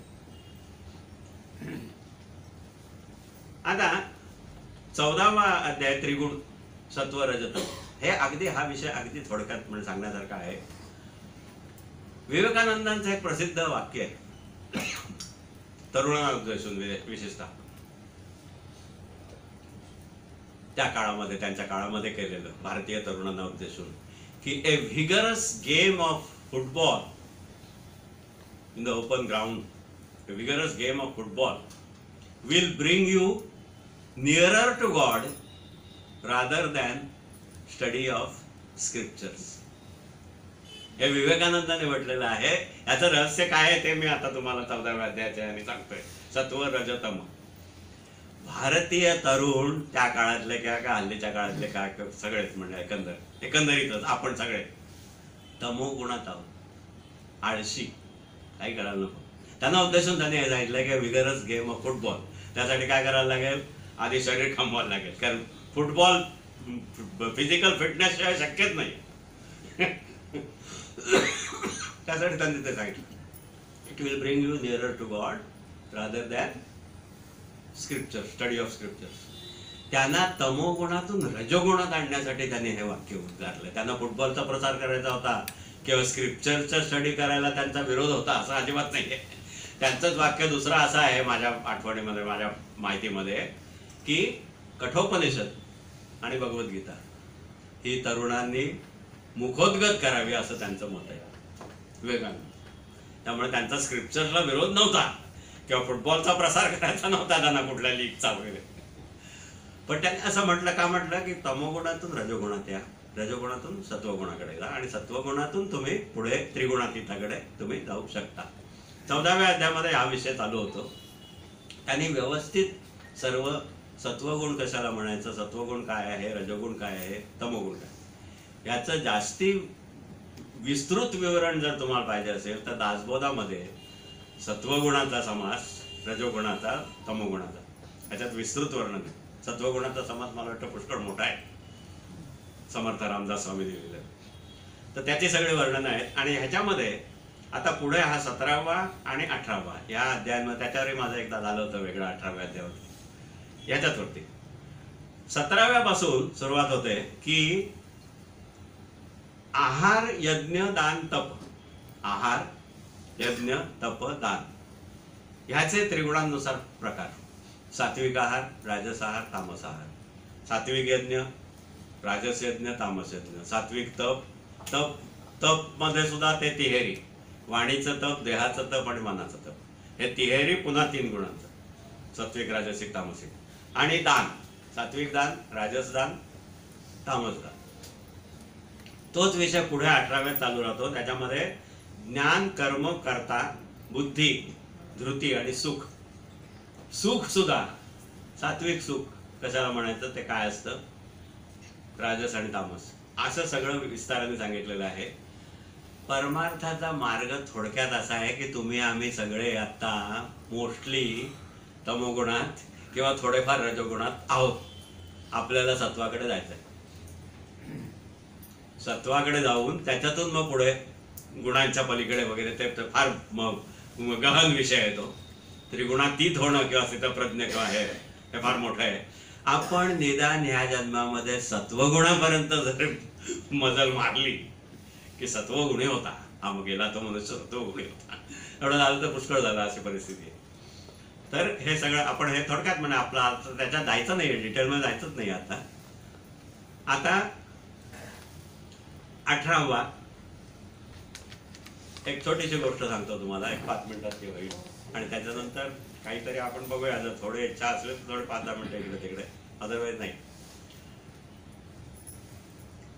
जयपूरला घडलेली गोष्ट आहे. यांनी सांगितलं की मी प्रोबेशनरी ऑफिसर म्हणून SBBJ मध्ये जॉईन झालो आणि अनेक वर्ष मी जयपूरमध्ये काढली.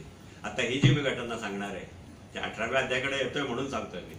त्याच्यामध्ये आत्मस्तुती 100% आहे, प्रश्नच नाही. पण ती टाळता मला येणारच नाही. ती टाळली तर मला ते सांगता येणार नाही. माझा गीतेशी संबंध किती जुना आहे ते सांगण्याचा उद्देश आहे असं समजा तुम्ही. एवढंच, बाकी काही नाही. कारण हा अभ्यास काय 2, 4, 5 महिने किंवा वर्ष असा नाहीये, असं नाहीये. तर प्रोबेशनरी ऑफिसर म्हणून मी जॉईन झालेलो होतो. 2 वर्ष प्रोबेशनची पूर्ण झालेली होती. 76 साली आम्ही जॉईन झालो, म्हणजे 77-78चा तो काळ होता. तेव्हा मी just after confirmation I was in Jaipur.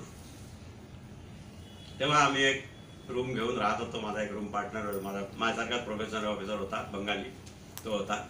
आणि मी संध्याकाळच्या वेळी असा जे कलेक्टरेट म्हणून एक भाग आहे, कलेक्टरेट म्हणजे जिल्हा कलेक्टरचं ऑफिस आहे, त्याच्या पुढे हायकोर्ट आहे, अशा बऱ्याच चांगल्या चांगल्या बिल्डिंग्स, आणि असं एक गोल सर्कल आहे, तिथे मोठं बाग आहे, आणि त्या बागेच्या बाजूनी गोल रस्ते आहेत आणि मोठे प्रशस्त रस्ते आहेत असं सगळं. आणि तिथे फॉरेन टुरिस्ट कायम असतात जयपूरमध्ये. असं एक दृश्य संध्याकाळचं मी बघितलं. तिथे रामकृष्ण मिशनचा आश्रम होता त्याच भागात, सिस्कीम जयपूर. तर तिथून एक संन्यासी येत होता, भगवे कपडे घातलेला रामकृष्ण मिशनचा संन्यासी, आणि हा फॉरेनर कोणीतरी त्याच्या मागे लागलेला होता.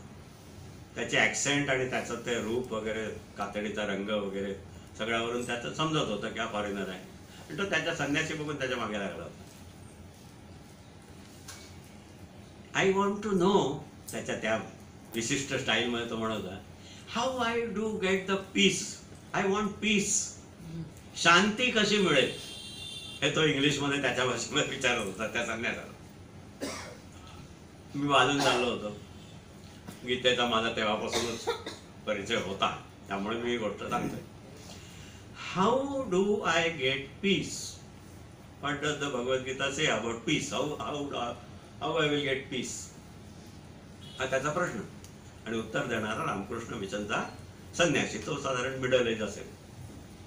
मी बाजूने चाललो होतो. हा प्रश्न ऐकल्याबरोबर मी क्षणभर थांबलो, म्हटलं बघूया काय उत्तर देतो.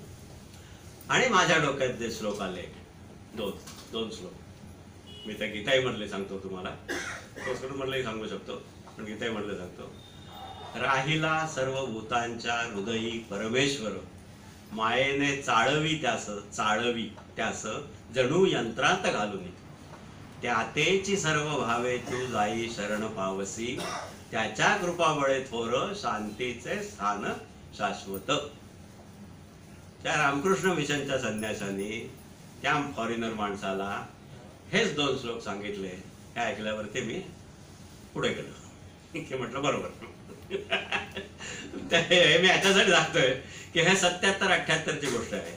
आज आपण 2025 मध्ये बसलेलो आहोत. हे असं म्हणणे एवढी वर्ष मी भगवंताची दया मानतो, भगवान की दया से मी ह्याच्यात आहे, टिकून आहे. त्यामुळे हे मी सांगू शकतो.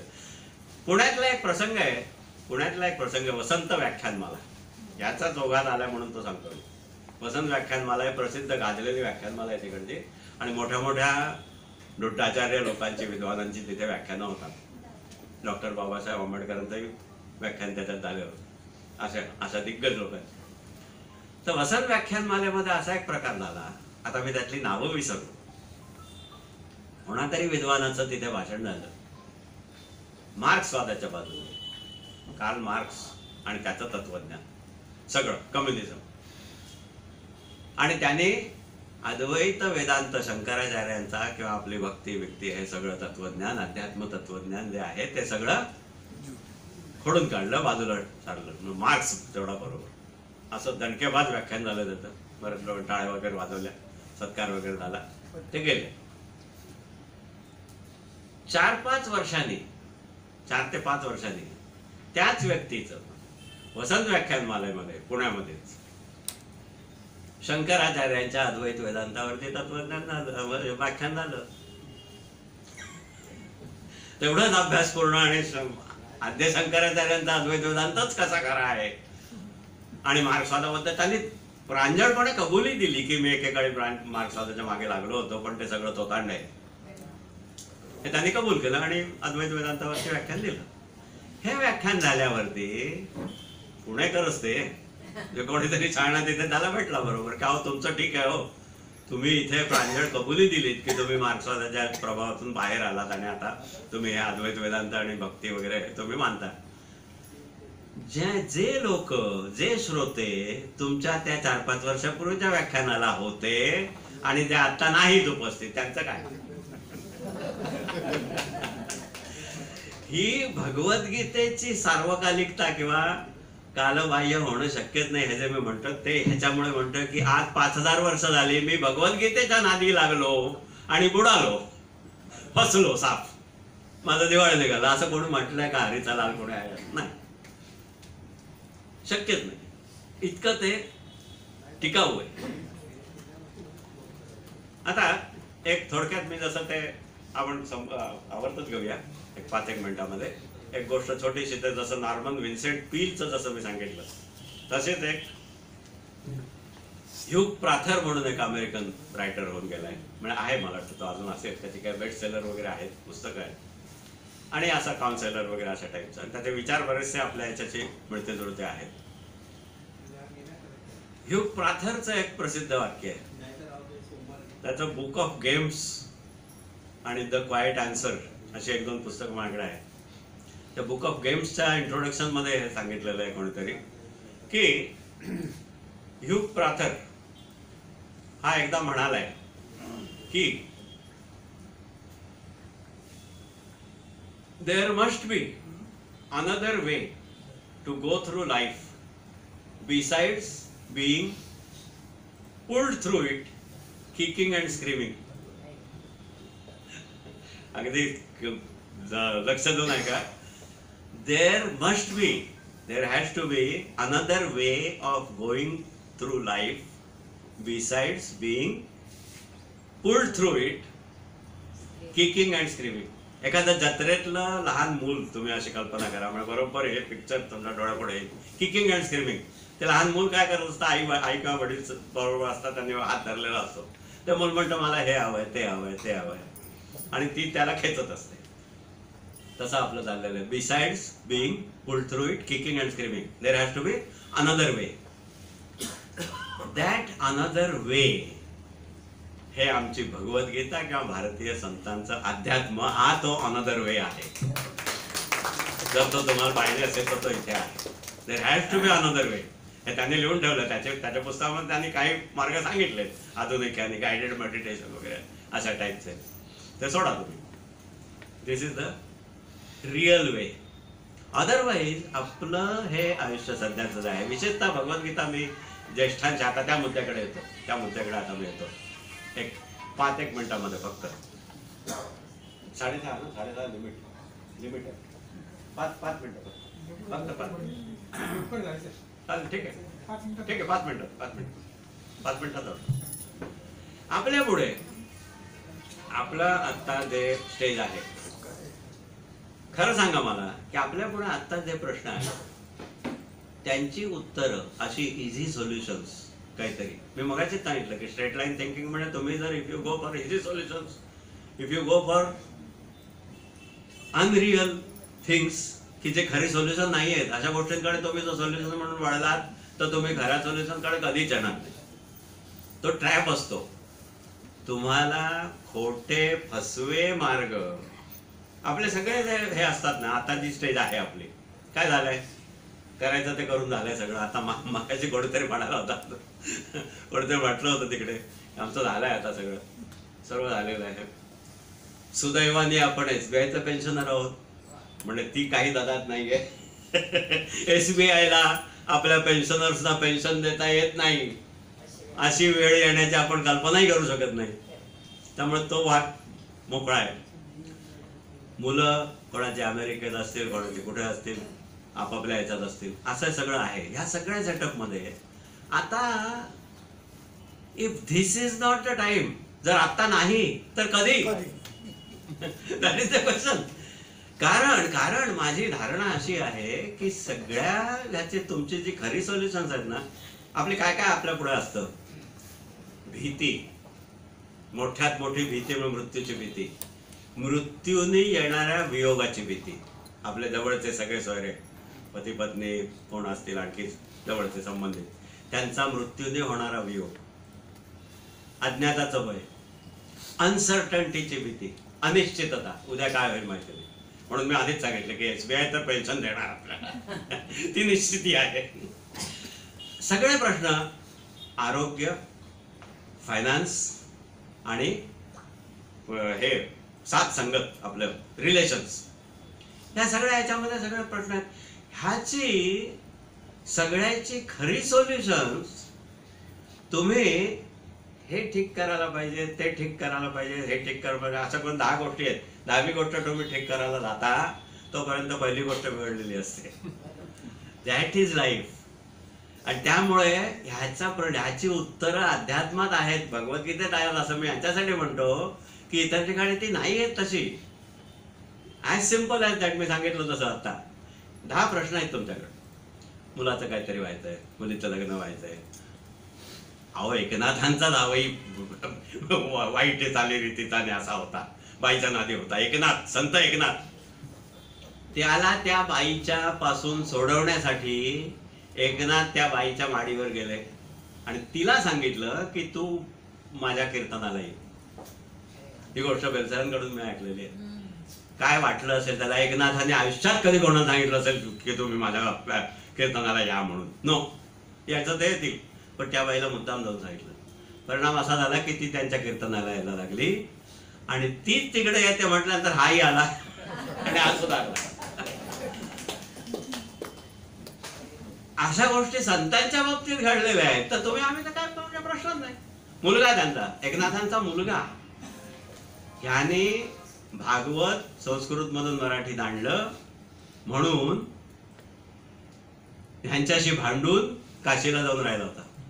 कारण संस्कृत म्हटलं तत्वज्ञान मराठीत आणलं हा त्या काळच्या धर्मशास्त्राप्रमाणे गुन्हा होता. वडिलांनी आपली लाज घालवली असं समजून तो तिकडे जाऊन राहिला. एका सणाला त्या आईच्या डोळ्यातून अश्रू आले की आता मला हा नाव होतं त्याचं काहीतरी, तो पाहिजे होता म्हणून. तिच्या डोळ्यात अश्रू आले तर एकनाथ गेले तिकडे. त्याला बाबा पुता करून त्याचे म्हणतात तसं माफी मागून त्याला आणला घरी बायकोसाठी, की हिला दुःख होत आहे म्हणून. स्वतःची काही चूक नसताना हो बा मी नाही पुन्हा असं करणार नाही असं काहीतरी म्हणून त्याला घरी आणला. असे प्रसंग येतात. असं आहे हे, म्हणजे हे असं मी हे सुधारीन ते सुधारीन ते सुधारीन असं होऊ नाही होणार नाहीये. हे रिकामच गळकच मडका आहे. पावसाळ्यात लहान मुलं डबक्यामध्ये ज्या कागदी होड्या करतात त्या होड्या जर उद्या समुद्राला जाऊन मिळतील अशी कल्पना केली तर कसं होईल? तसे आपले तुमचे प्रश्न आणि त्याची आपल्या डोक्यात असलेली उत्तरं ही तशी असतात. इम्पॉसिबल. खरी उत्तर इथे आहे. आणि you go for the real ultimate solutions. Then only you will get it. Bhagavad Gita किंवा आपलं अध्यात्म.